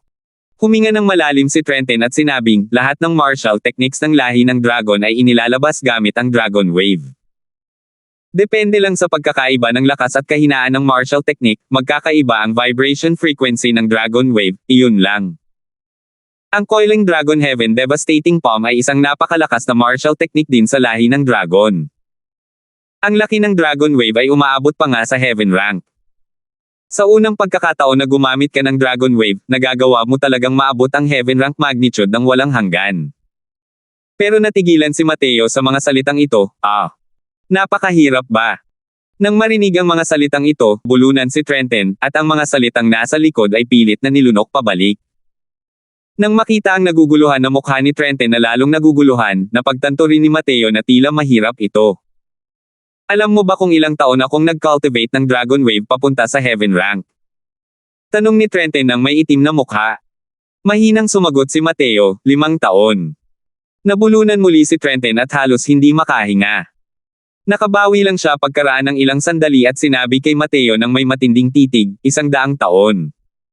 587. Si Mateo mismo ay labis na nalilito. Hinanap lamang niya ang paraan upang maisagawa ang Coiling Dragon Heaven Devastating Palm ayon sa demonstrasyon ni Trenten. Hindi niya lubos na alam kung ano ang tinatawag na Dragon Wave at hindi rin niya alam kung gaano kahirap magsanay ng Dragon Wave. Pagkatapos marinig ang sinabi ni Trenten saka lang nalaman ni Mateo kung bakit gusto siyang sakalin ng kabilang panig hanggang sa mamatay.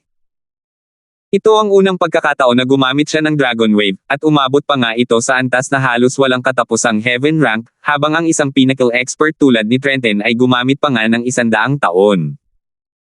Medyo nailang ang ekspresyon ni Mateo nang sabihin niya, haha, Senior Long, isa akong bulag na pas ang nabangga ang isang patay na daga. Para makapagsanay talaga ako, malamang kailangan ko ring magsanay ng 100 taon. Sino ang mag-aakala na muling umitim ang mukha ni Trenten Long? Itinaas niya ang kanyang balbas at tumitig ng masama habang paos na sinasabi, "Huwag mong pakialaman ang matandang ito. Sa tingin mo ba ay napakanob na ng pagkamit ng Heaven Rank Dragon Wave sa loob ng 100 taon?" Ngumiti si Mateo ng alanganin. Pero nahalata rin ni Trenten ang iniisip nito sa ekspresyon ng mukha. Noong bata pa ang matandang ito, kilala ako bilang numero 1 henyo sa lahi ng dragon. Para sa mga ordinaryong tao na gustong linangin ang Dragon Wave hanggang sa Heaven Rank, kailangan nila ng hindi bababa sa 300 taon. Kung hindi dahil kalimutan mo na, ang hindi pag-uusap tungkol sa mga lumang paksang iyon, sabi ni Trenten at ikinumpas ang kanyang kamay. "Ubo-ubo, Senior Long? Hindi ko sinasadya," nahihiyang sabi ni Mateo. Kalimutan mo na, kalimutan mo na. Ang ibig mong sabihin, hindi ko pa rin ba alam? Isa kang kakaiba. Pero hindi ibig sabihin na lahat ay kakaiba. Hayaan mong sabihin ko sa iyo. Ang Dragon Wave na ito ay nahahati sa 6 na hangganan.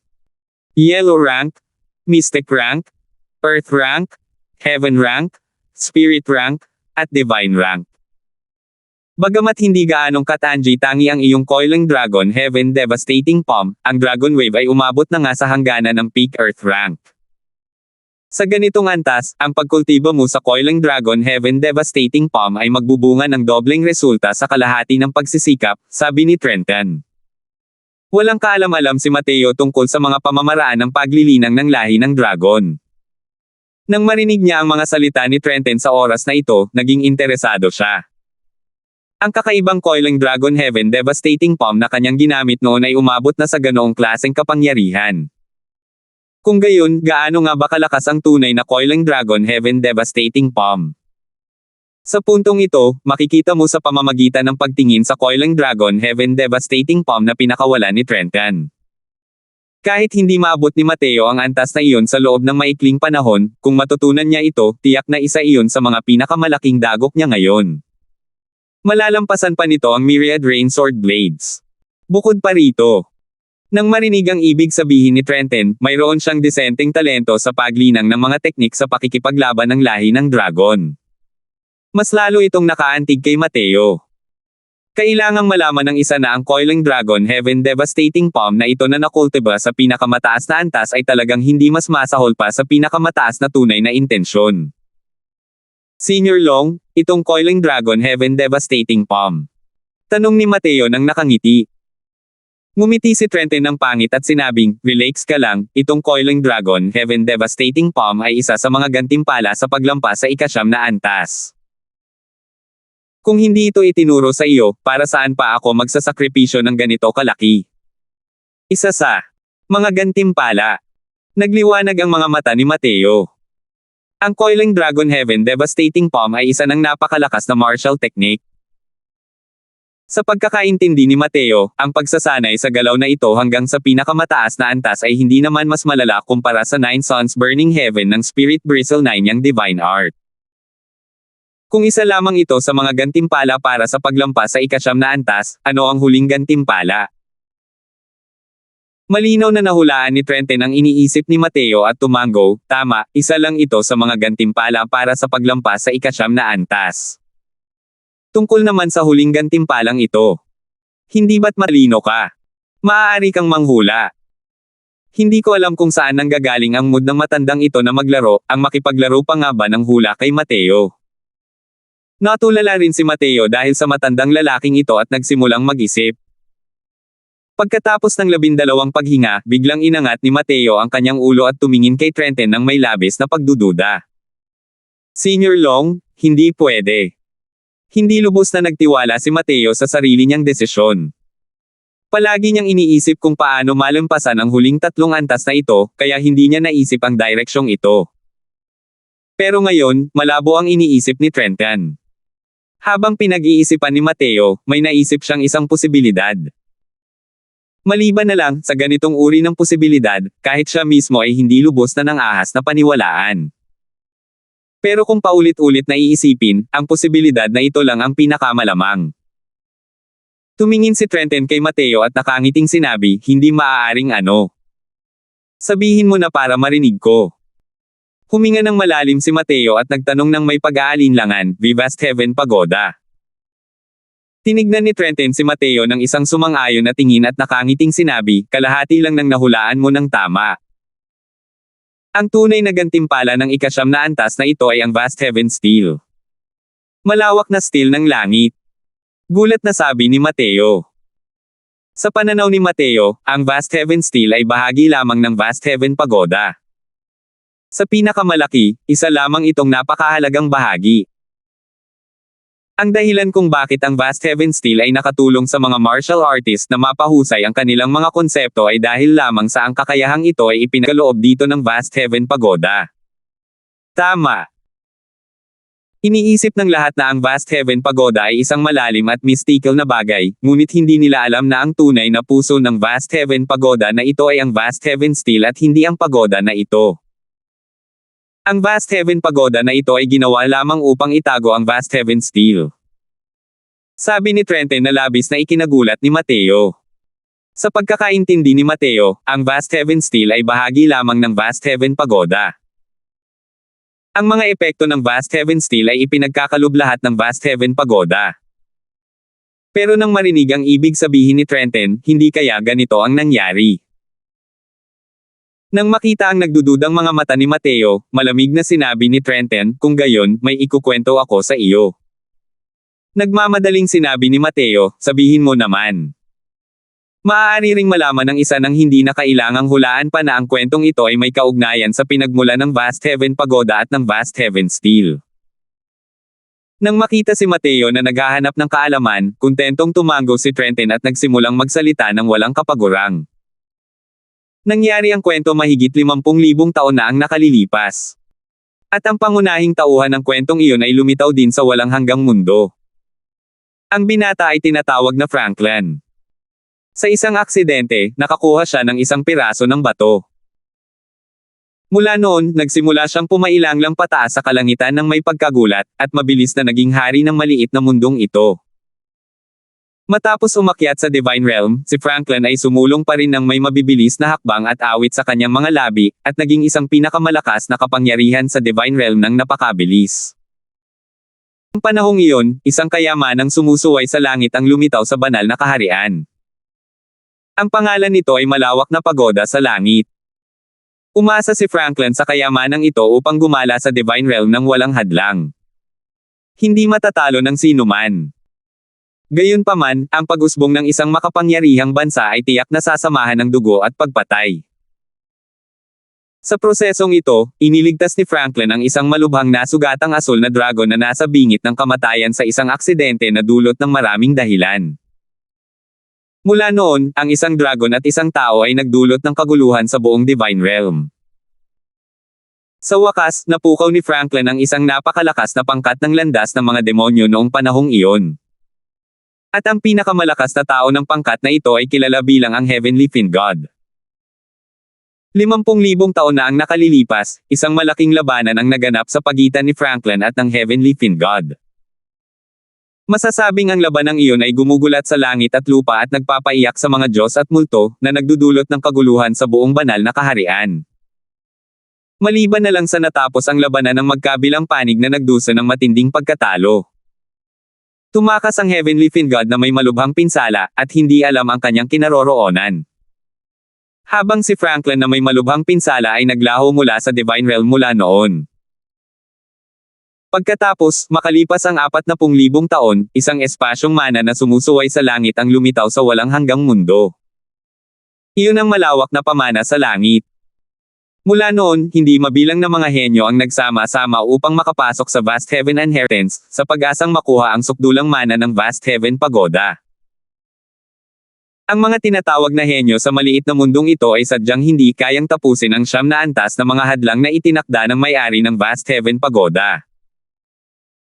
Hanggang ngayon, sa wakas ay nakumpleto na ng pagdating ni Mateo ang gawaing ito na hindi pa nagagawa ni Newman, ang pagkuha ng huling mana.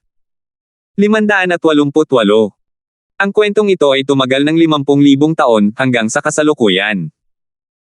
Napakaikli lang ng sinabi ni Trenton, pero hindi ito naging maikli para kay Mateo nang makinig siya. Malayong malayo rito ang kaalaman at karanasan ni Mateo. Kaya lubos niyang naunawaan kung gaano kantig ang mga iginuhit ni Trenton sa ibabaw ng mga nilalaman.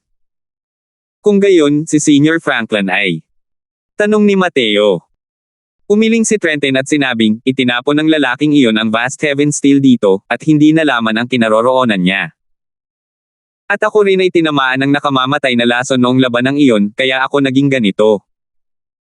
Kung hindi dahil sa pagtatago sa loob ng Vast Heaven Pagoda na ito, matagal na sana akong naging isang lante na kalansay. Bahagyang tumango si Mateo. Mukhang ang malaking labanang iyon 50,000 taon na ang nakalilipas ay talagang napakalupit. Kahit si Trenton, na may ganitong antas ng eksperto, ay napunta sa ganitong kaawa-awang kalagayan. Kung gayon, Senior Franklin. Isa ba siyang makapangyarihang tao sa Deity Realm? May bahid ng pagkabalisa si Mateo habang nagtatanong. Paano naging ganoon kadaling maabot ang Deity Realm? Sa ilalim ng lawak na ito ng langit, hindi na nito kayang manganak muli ng mga powerhouse ng Deity Realm. Buntong hininga ni Trenton. Nagbago ang ekspresyon ni Mateo, at nagtanong, maaari ko bang itanong kay senior kung bakit ganito? Umiling si Trenton at sinabing, naglaho ang mga powerhouse ng Divine Realm mula sa Divine Realm ng magdamag. Simula noon, mga alamat na lang ng Divine Realm ang natira. Kung pag-uusapan ang dahilan, malamang sila lang ang nakakaalam, di ba? Nang marinig ang sagot na ito, medyo nadismaya rin si Mateo. Ang kaharian ng mga Diyos ang mithiin niya sa buhay. Halos hindi niya makita ang kahit kaunting pag-asa, at muli itong nawasak. Pero hindi pa rin siya sumusuko habang sinasabi niya, ang vast heaven steel na ito ay dapat na lumampas sa pamantayan ng Divine King, tama ba? Bukod pa rito, ang vast heaven steel na iyon ay may pambihirang pinagmulan. Maaari kayang ang ganitong pag-iral ay hindi pa rin kayang umabot sa antas ng deity realm. Umiling si Trenton at sinabing, hindi ko maabot. Ang deity realm ay mas makapangyarihan kaysa sa inaakala mo. Akala ni Franklin ay narating na niya ang deity realm noon. Ngunit kalaunan, natuklasan niya na hindi pala iyon ang totoo. Nagbago ang ekspresyon ng mukha ni Mateo at biglang naalala ang mga salitang sinabi sa kanya ng kanyang ama na si Richard noong siya ay naghihingalo na. Dahil nakuha niya ang Medicine God Soul Cannon noong nabubuhay pa siya, ang kanyang banal na kaluluwa ay umabot sa isang napakahirap na hangganan. Maaari kayang para sa cultivation ng mga martial artist, mayroon pa ring mas malalakas na realm na mas mataas kaysa sa Divine King. Habang nag-iisip si Mateo, lalo siyang nalilito at pakiramdam niya ay unti-unti na niyang nalalayo ang kanyang paningin sa mundong ito. Nakita ni Trenton ang mukhang naguguluhan kay Mateo at nakangiting sinabi, hindi mo kailangang maguluhan sa ganitong bagay. Si Transformation Realm lang ang lakas mo ngayon. Medyo malayong isipin ito. Mas mabuti pa rin ang maging mapagpakumbaba. Natigilan si Mateo at natawa ng may pag-aalinlangan habang sinasabi, tama ang sinabi ng senior. Padalos-dalos si Mateo. Senior Long, ang ibig mo bang sabihin noon ay ang vast heaven steel na ito ay magiging akin na simula ngayon? Tama iyan. Iniabot ni Trenton ang kanyang kamay at sinenyasan. Lumitaw ang vast heaven steel sa harap ni Mateo. Bago umalis ang lalaking iyon, tinanggal na niya ang sarili niyang tatak. Kailangan mo lang patuluin ang sarili mong asensya ng dugo dito, at maaari mo na itong pinuhin para kilalanin ang may-ari, sabi ni Trenton. Natigilan si Mateo nang sabihin niya, napakasimple lang. Ganoon lang kasimple. Sa lohikal na pagsasalita, ang isang kayamanang sumusuway sa langit ay dapat na napakahirap pinuhin. Pero ganito lang kasimple. Kapag nahawakan mo ang vast heaven steel, kaya mong kontrolin ang vast heaven pagoda. Pero sa kasalukuyan mong kaharian, hindi mo mailalabas ang kapangyarihan nito, sabi ni Trenton. Hey!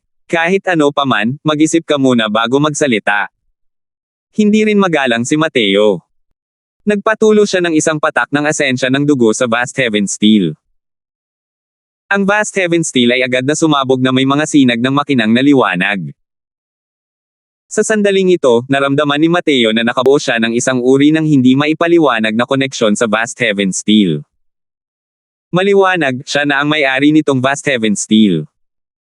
Maliban na lang sa biglang natuklasan ni Mateo na kahit na siya na ang may-ari ng vast heaven steel, wala pa rin siyang kaalam-alam tungkol dito. Kahit na tumulo ang dugo mo at kinilala mo na ang may-ari ngayon, sa kasalukuyan mong kaharian, hindi mo talaga kayang i-deploy ang vast heaven steel at vast heaven pagoda. Kung sa pilitin mo silang i-deploy, mauubos lang ang tubig mo, babala ni Trenton sa kanya. Hindi napigilan ni Mateo na mawala ng malay nang marinig niya iyon. Walang magawa niyang sinabi, kung gayon, hindi ba't pareho lang din ang epekto nito sa hindi pagtanggap? Natatawang sabi ni Trenton, syempre iba ito.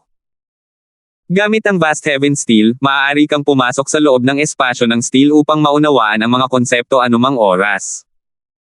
Ito ay isang pagtrato na hindi kayang tamasahin ni Newman. Nagliwanag ang mga mata ni Mateo. Ang vast heaven steel na ito ay talagang isang kayamanang hindi kayang paniwalaan ng langit, na makakatulong sa mga martial artist na maunawaan ang mga konsepto. Kung kaya niyang pagnilayan ang vast heaven steel ayon sa gusto niya, talagang dadaan si Mateo sa expressway. Biglang may naisip si Mateo at muling nagtanong, tama ba, mababago ba nitong malawak na pagoda sa langit ang takbo ng panahon? Hindi mo kailangang isipin ito. Para mapabagal ang aking pagtanda, binago ni Franklin ang daloy ng oras sa aking pisikal na katawan.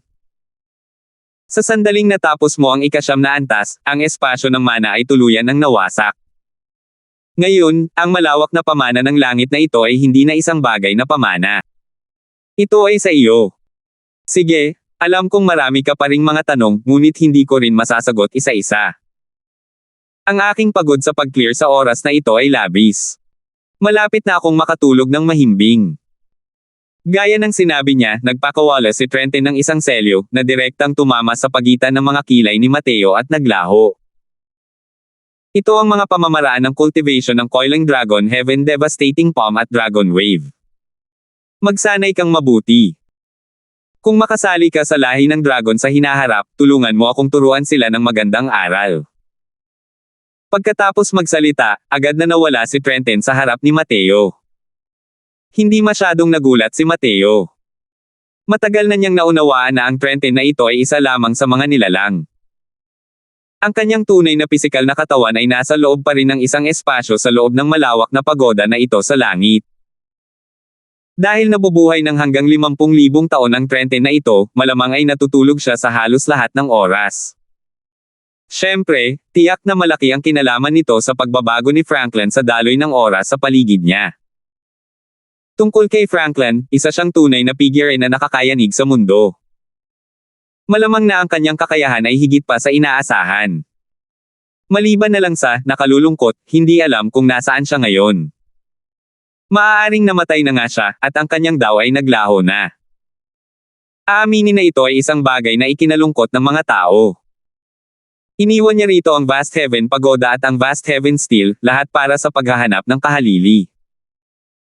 Kung titingnan mula rito, ang posibilidad na buhay pa siya ngayon ay malamang napakaliit na noon pa man.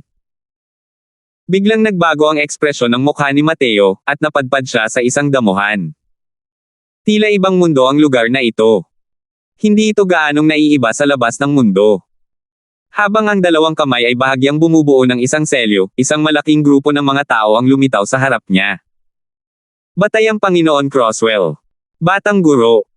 Sina Afflex at Laika ay parehong nasa sabik na makita si Mateo.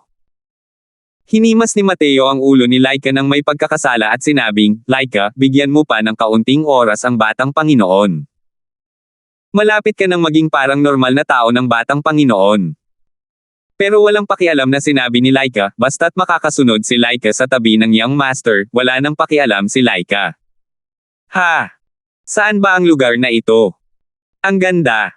Mas maganda kaysa sa loob ng Spatial Spirit Artifact na iyon. Nakangiting tanong ni Mateo, gusto mo ba? Tumango si Laika nang may pagsunod at pinanibik, oo. Huho, kung gayon, kayo ni Afflex ay mananatili rito mula ngayon. Ito ay isang kayamanan na bagong nakuha ng Batang Panginoon.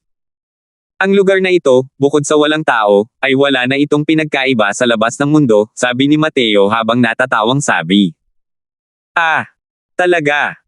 Kung gayon ay napakaganda niyan. Nasa sabik na sabi ni Laika. Ngumiti si Mateo. Biglang tumangala ang kanyang mga mata kay white light at hindi niya maiwasang magulat. 589. Nakatulog ulit ang batang ito, sino nga ba ang nakakaalam kung kailan, hindi natitinag sa anumang pagkakataon. Pero laking gulat ni Mateo nang matuklasan niya na nakarating na pala sa tier 4 ang white light, ewan ko ba kung kailan. Young Master Croswell, simula ng pinino ni white light ang buto ng tigre na iyon, mahimbing na siyang natutulog sa buong oras. Nakarating na siya sa tier 4 na noong isang araw at tila malapit nang makarating sa middle stage tier 4. Ang middle stage tier 4 na ay halos katumbas na ng late stage C transformation. Nakarating lang si Mateo sa huling yugto ng C transformation nang makuha niya ang mana ng Vast Heaven Pagoda. Hindi ko akalain na gumamit pala ng ganitong paraan ang batang ito para makalusot muli. Talagang ikinaiinggit ito ng iba hanggang kamatayan. Mukhang malaking tulong ang buto ng tigre na iyon sa white light. Hindi nakakapagtaka na ganoon siya kabalisa noon. Hayaan mo na lang siyang makalusot dito. Kailangan ko ring manatili rito para makapasok sa isang retreat ng ilang araw. Kung mayroon kayong anumang problema, harapin lang ang kawalan at tawagin ako, sapat na, sabi ni Mateo. Ilang araw nang nasa ika-9 na antas si Mateo. Bakit wala pa ring aktibidad hanggang ngayon? Wala naman sigurong nangyari, di ba? Tanong ni Topher. Wala kang kwenta. Si Mateo ay isang taong may magandang kapalaran. Dahil nakarating na siya sa ika-9 na antas, paano magkakaroon ng problema? Nagmura si Brian. Haha, totoo yan. Hindi ba ako nag-aalala rito? Ah, si Mateo pala. Wala siya. Biglang balis ang sabi ni Topher. Nagulat ang lahat at dali-daling lumingon para tumingin. Sa katunayan, nakita nila si Mateo na lumalabas mula sa Vast Heaven Pagoda. Sa mismong oras na ito, nakita ng 5 tao ang isang eksena na hindi nila malilimutan sa buhay na ito. Ang dating matayog na Vast Heaven Pagoda na umaabot sa mga ulap ay mabilis na lumiliit sa bilis na nakikita ng hubad na mata. Di nagtagal, isang napakalaking pagoda ang naging parang isang maliit at magandang pagoda na nasa palad ni Mateo. Ito. Anong nangyari rito? Bakit naging ganito ang Vast Heaven Pagoda? Pinanood ni Topher ang eksenang ito at gulat na gulat hanggang sa muntik nang malaglag ang kanyang panga. Sa isang kislap, dumating si Mateo bago ang ilan sa kanila. Si Levi ang unang nakabawi mula sa pagkabigla at tumingin kay Mateo nang may hindi makapaniwalang mukha habang sinasabi, Mateo, ikaw. Nakangiting sabi ni Mateo, matandang hay, mula ngayon, ang walang hanggang mundong ito ay hindi na magkakaroon ng pamana ng malawak na pagoda sa langit. Napakahalaga ng bagay na ito. Kayong ilan, tulungan ninyo akong ilihim ito para sa akin. Bagamat sinabi ito ni Mateo nang may pagmumuni-muni, ang malakas na aura na nagmumula sa kanyang katawan ay lalong nagpatindi sa ekspresyon ng 4 na iba pa. Ang aura pa lang na inilalabas ni Mateo ay hindi na nila nagawang makaramdam ng pagtutol. Ang iilang taong ito ay pawang mga anak ng langit na mayabang. Sa mga nasa parehong henerasyon, paano kaya may mga taong makakapagpalabas sa kanila ng ganitong uri ng emosyon? Nang tingnan siyang muli, si Mateo ay nasa 8th level si Transformation Realm na pala. Hindi naman talaga maliit ang gulat na ito. Kung ito ay isang ordinaryong 8th level si Transformation, hindi ito kailanman mapapanood nila. Ngunit ang iilang taong ito ay lubos na nakakaalam kung ano ang ibig sabihin ng pagpasok ni Mateo sa 8th level si Transformation. Huwag kang mag-alala. Hindi namin iyan sasabihin. Sabay-sabay na sabi ng 4. Nagsalita si Levi at sinabing, relax ka lang. Ayaw nilang 4 na sabihin yan. Tumango si Mateo at sinabing, kung sakaling lumabas ang bagay na ito, hahanapin ko kayo para mag-higanti. At saka, humiwalay ang Vast Heaven Pagoda sa lupa at lumipad ng mag-isa. Nakuha mo ba? Tumango ang 4 at sinabing, naiintindihan ko. Kasunod ng pagtaas ng kapangyarihan ni Mateo sa bawat araw, ang kanyang kahangahangang momentum ng isang dating soberano ay unti-unting lumalabas din, na nagtutulak sa mga tao na sumuko. Sa totoo lang, tungkol sa mga tagubilin ng iilang taong ito, gumagawa lang siya ng mga probisyon para sa mga hindi inaasahang pangyayari, natatakot na baka magtaltalan ang kanilang mga dila. 10 taon nang lumipas nang muling bumukas ang Vast Heaven Mystic Realm, malamang ay matagal nang wala si Mateo sa Endless World. Sino ang may pakialam sa rumaragasang baha sa panahong iyon? Tumango si Mateo at hindi na inabala ang 4 na iyon. Lumingon siya sa paligid at tinanong si Levi, matandang hay, anong problema nito? Maikling ikinwento ni Levi ang sitwasyon, dahilan para bahagyang kumunat ang kilay ni Mateo nang marinig ito. Dati ko nang pinahihinalaan na may maruruming motibo si Tommy. Kung titingnan mo ngayon, para sa kapakanan ng mga martial artist ng Fierce Gale World, kalokohan lang yan. Naamoy ni Mateo ang makapal na amoy ng isang sabuatan mula sa pagwasak sa mga lungsod sa insidenteng ito. Sa tingin ko rin. Wala lang talaga tayong ideya kung bakit ginagawa ito ng Fierce Gale World, sabi ni Levi. Kalimutan mo na siya. Balang araw, mabubunyag din ang buntot ng Zorro. Mapanghamak na sabi ni Mateo. Tumango si Levi at sinabing, ngayon, maghintay na lang tayo at tingnan. Mateo, ano ang meron sa malawak na pagoda na ito sa langit? Nakangiting sabi ni Mateo, natapos ko na ang ikasyam na antas, at ang huling gantimpala ng Vast Heaven Pagoda na ito ay ang mismong Vast Heaven Pagoda. Maikling ikinwento ni Mateo ang proseso ng pagliligtas sa mga round ngunit may ilang mahahalagang impormasyon na hindi binanggit sa pagitan. Pero, kahit na ganoon, ang 5 tao kasama na si Levi ay nakaramdam din ng panginginig sa kanilang mga puso sa tuwa nang marinig nila ito. Lalo na ang 4 na kabataang iyon.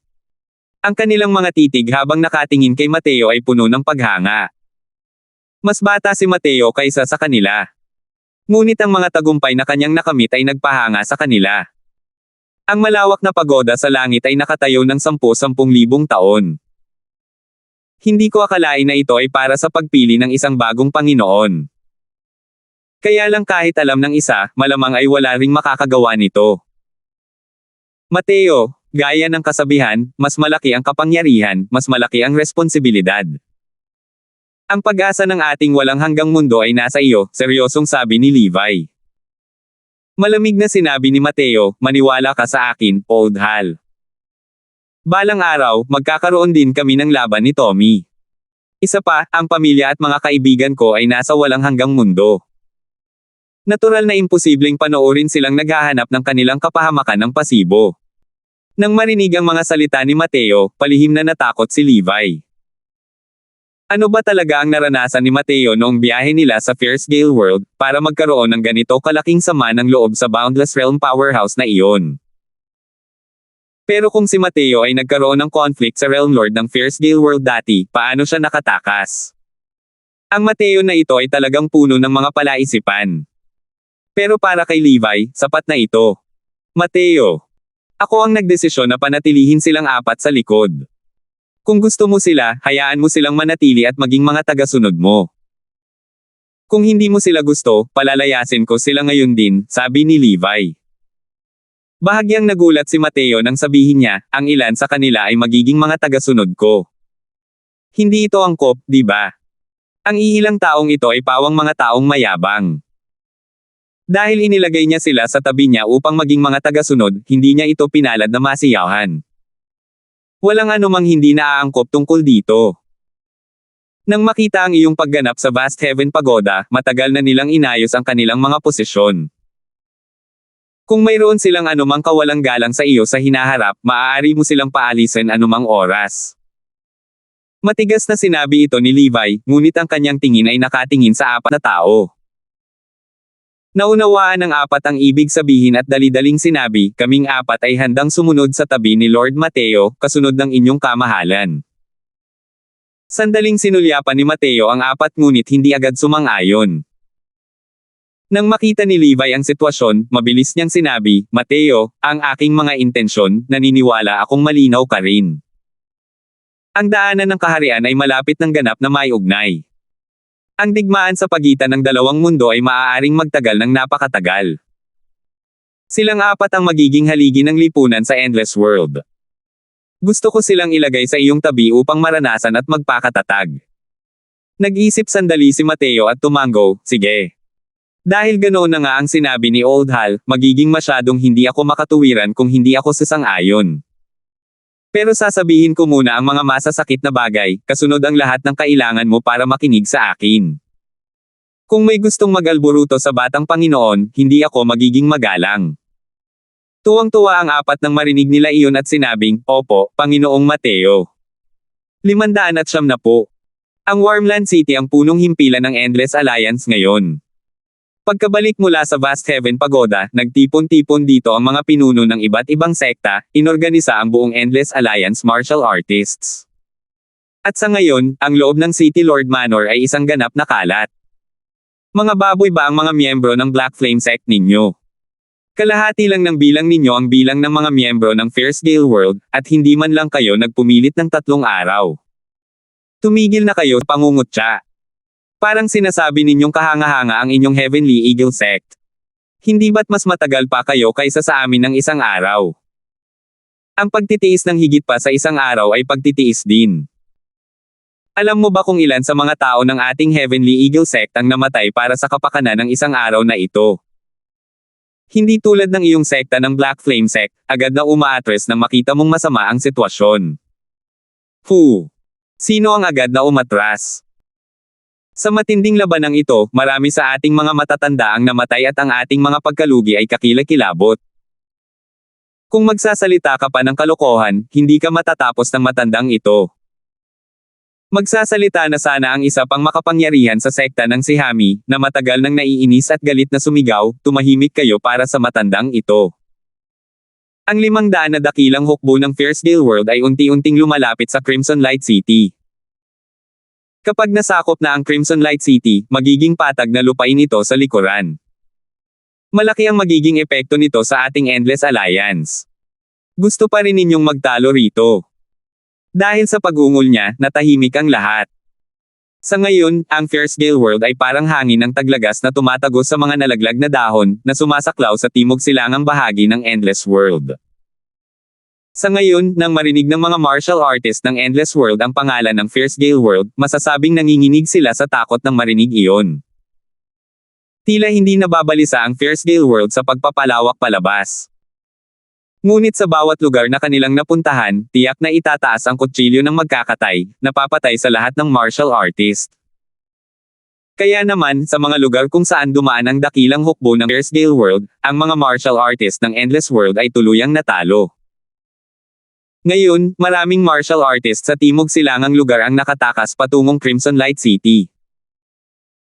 At ang Crimson Light City na ito ay isang napakahalagang estratehikong daanan. Kapag nasakop na ito ng Fierce Gale World, ang Endless World ay magiging napaka-passive. Si Alan Nigel, ang pinuno ng alyansa, ay nakakunot ang noo na parang hindi niya naririnig ang pagtatalo ng iilang taong iyon. Hindi rin niya alam kung ano ang iniisip niya. Sa oras na ito, nang makitang tumahimik ang grupo ng mga tao, dahan-daang nagsalita si Alan, hindi ko na pag-uusapan pa ang kahalagahan ng Crimson Light City. Ang City Lord ng Crimson Light City, si Zohan, ay nagpadala na ng isang emergency request para sa tulong sa alyansa upang hilingin sa alyansa na magpadala ng mga tao para magpatibay. Iniisip ko kung mayroon ba kayong mairerekomenda. Nagpalitan ng tingin ang grupo ng mga matatandang ninuno, ang kanilang mga mukha ay kitang-kita ang pag-aalangan. Ngunit walang sino man ang gustong magingay. Sa ngayon, unti-unting umusbong ang matinding alitan. Ngunit nanatili pa rin ang huling bakas ng pagpipigil ng magkabilang panig. Ang mga kapangyarihan ng Divine Traversing Realm ng magkabilang panig ay hindi pa sumasali sa mga labanan. Kapag lumahok na sa mga laban ang mga eksperto ng Divine Traversing Realm, nangangahulugan ito na titindi ang digmaan sa pangkalahatan. Hindi rin malayong marating ng magkabilang panig ang Zero Hour. Ang ilang matatandang ninuno na ito ay nagpadala na ng malaking lakas upang harapin ang Fierce Gale World. Ngunit ang mga harapang larangan ng digmaan ay pawang mga matinding pagkatalo. Dahil dito, lalo nilang pinahahalagahan ang kanilang sariling lakas, at ayaw nilang magpadala ng mga tao sa mga harapang linya. Nagpadala na ang ating tatlong sekta ng mga piling puwersa sa 4 na lungsod sa timog silangang timog. Hindi man lang nagsalita ang iilang matatandang ito, at takot na takot kayong lahat. Nang makitang gusto pa rin ng mga taong ito na magtipid ng lakas sa oras na ito, sa wakas ay nakawala na sa kontrol ang nagyayelong si Elvira. Ang mga ninuno ng ibang mga sekta ay tahimik na parang mga sikada sa malamig na panahon. Walang nangahas na gumawa ng kahit anong ingay. Hindi nagsasalita si Elvira sa normal na sitwasyon. Pero nang magsalita siya, medyo mabigat na ang bigat na iyon. Bagamat naitatag ang alyansa, ang ilang sektang ito ng walang hanggang mundo ay mayroon pa ring sariling mga interes at pamana na dapat pangalagaan sa huli. Paano nila matitiis na hayaang mamatay ang sarili nilang mga tao? Sumulyap si Alan sa lahat at walang pakialam na sinabi, hindi ba lahat kayo nagsasalita? Kung gayon, babanggitin ko ang mga pangalan. Bigla na lang naging tensyonado ang buong assembly hall. Isa-isang sinuyod ni Alan ang mga mukha ng lahat. Sa bawat taong napuntahan nito, nagiging kabado ang kanilang paghinga. Sa wakas ay itinoon ni Alan ang kanyang tingin sa matandang ninuno ng Black Flame Sect na nagsalita kanina. Agad na naramdaman ng taong iyon ang pagkirot ng kanyang anit.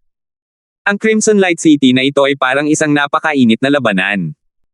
Isa itong misyon na halos walang tsansang makabalik. Paano pa sila makakabalik kung ipapadala nila ang kanilang mga tauhan sa Black Flame Sect? Nang magpakita ng sama ng loob ang matandang ninuno ng Black Flame Sect, biglang pumasok ang isang katulong para magsabi, pinuno ng Alliance, nakabalik na si Lord Mateo. Nasa labas siya ng bulwagan ngayon. Biglang tumayo si Alan at sinabing, bilasan mo. Papisokin mo siya agad. Nakahinga ng maluwag ang matandang ninuno ng Black Flame Sect nang makita ang ekspresyon ni Alan. Kahit ano paman, ang round na ito sa kasalukuyan ay itinuturing na pasado. Di nagtagal, isinama ni Mateo si Holden, silang apat, at dahan-daang pumasok sa bulwagan. Mahigpit na nakatitig si Alan kay Mateo, ang kanyang mga mata ay nagpapakita ng pagkamangha. Mga pinuno ng alyansa, maayos ba kayong lahat? Tanong ni Mateo. Bumalik sa kanyang katinoan si Alan. Hinawakan niya ang braso ni Mateo at tuwang-tuwa niyang sinabi, nakababatang kapatid na Mateo, masyadong eksaherado ang bilis ng pag-unlad mo. Bago ka pumasok sa Vast Heaven Pagoda, second level si transformation ka pa lang. Wala pang isang buwan ang lumipas at nakarating ka na sa 8th level si transformation. Talagang ikinagulat ko ang kuya. Ang dating tensyonadong kapaligiran sa bulwagan ay tuluyang nabasag ng pagbabalik ni Mateo, na nagbigay daan sa kanilang lahat upang maging mas maluwag ang kanilang mga sarili. Pero, sa pagkakataong ito lang nila narinig ang sinabi ni Alan, saka lang biglang nagulat ang lahat. Isang beses lang sumali sa trial, wala pang isang buwan mula simula hanggang katapusan, at sabay-sabay na nalagpasan ang 6 na hangganan. Masyado rin itong pinalabis. Pero pabaya na sinabi ni Mateo, Kuho, nakakuha ako ng ilang maswerteng pagkakataon sa Vast Heaven Pagoda. Kaya nga karoon ako ng ilang mga tagumpay. Kinabahan si Alan nang magtanong, aling antas kaya ang narating ng nakababatang kapatid na si Crosswell sa huli. Nang magtanong siya, natauhan ang lahat. Lahat sila ay nagtataka kung anong antas na ang narating ni Mateo sa huli. Ngumiti si Mateo at sinabing, ang ika-8 antas. Agad na narinig ang tunog ng pagsinghap ng malamig na hangin sa loob ng assembly hall. Ito. Hindi ito biro, di ba? Ang ika-8 antas. Sa 10,000 taon na ito, iisa lang ang taong nakarating sa ika-8 antas. Hindi ba't ibig sabihin niya na ikapantay na ni Mateo ang numero 1 henyo sa loob ng 10,000 taon? Diyos ko, napakahirap din nitong isipin. Sa tingin niyo ba ay nagyayabang siya? Ang ika-7 antas ay napakalakas na sumusuway sa langit. Ang ika-8 antas. Yabang mo. Bago lumabas si Mateo, nagkaroon na siya ng 2 magkasunod na perfect completions. Ang pag-abot sa ika-8 antas ay parang karangalan na kasunod ng katanyagan, di ba? Isa pa, dahil naroon si Oldhal at ang 4 na magagaling na henyo, agad na mabubunyag ang ganitong kasinungalingan, okay. Paano nila nalaman na hindi nagyayabang si Mateo kundi masyadong tahimik? Tuwang-tuwa na sinabi ni Alan nang marinig niya iyon, si nakababatang Kuya Crosswell ay tunay na isang henyo sa lahat ng mga henyo. Ang pagkakaroon ng talento na mas higit pa kaysa sa Grandian True Lord ilang libong taon na ang nakalilipas. Binabati kita, nakababatang kuya. Dahil sa talento ng nakababatang kuya, ang pag-akyat sa Divine Realm ay malapit na. Ngumiti si Mateo at sinabing, kailangang kainin ang kanin ng subo-subo. Nasa si Transformation Realm pa lang ako ngayon. Napakalayo pa ng lalakbayin bago ang pag-akyat. Nang marinig ang mga salitang ito, lalong lumago ang pagtingin ni Alan kay Mateo. Kung ikukumpara kay Topher, kahit bata pa si Mateo, mas kalmado siya. Sige, may gusto akong sabihin sa lahat. Kailangang maging handa ang lahat sa pag-iisip. Wala na ang Vast Heaven Pagoda. Salamat po at sinamahan ninyo ako, ingat lagi mga master.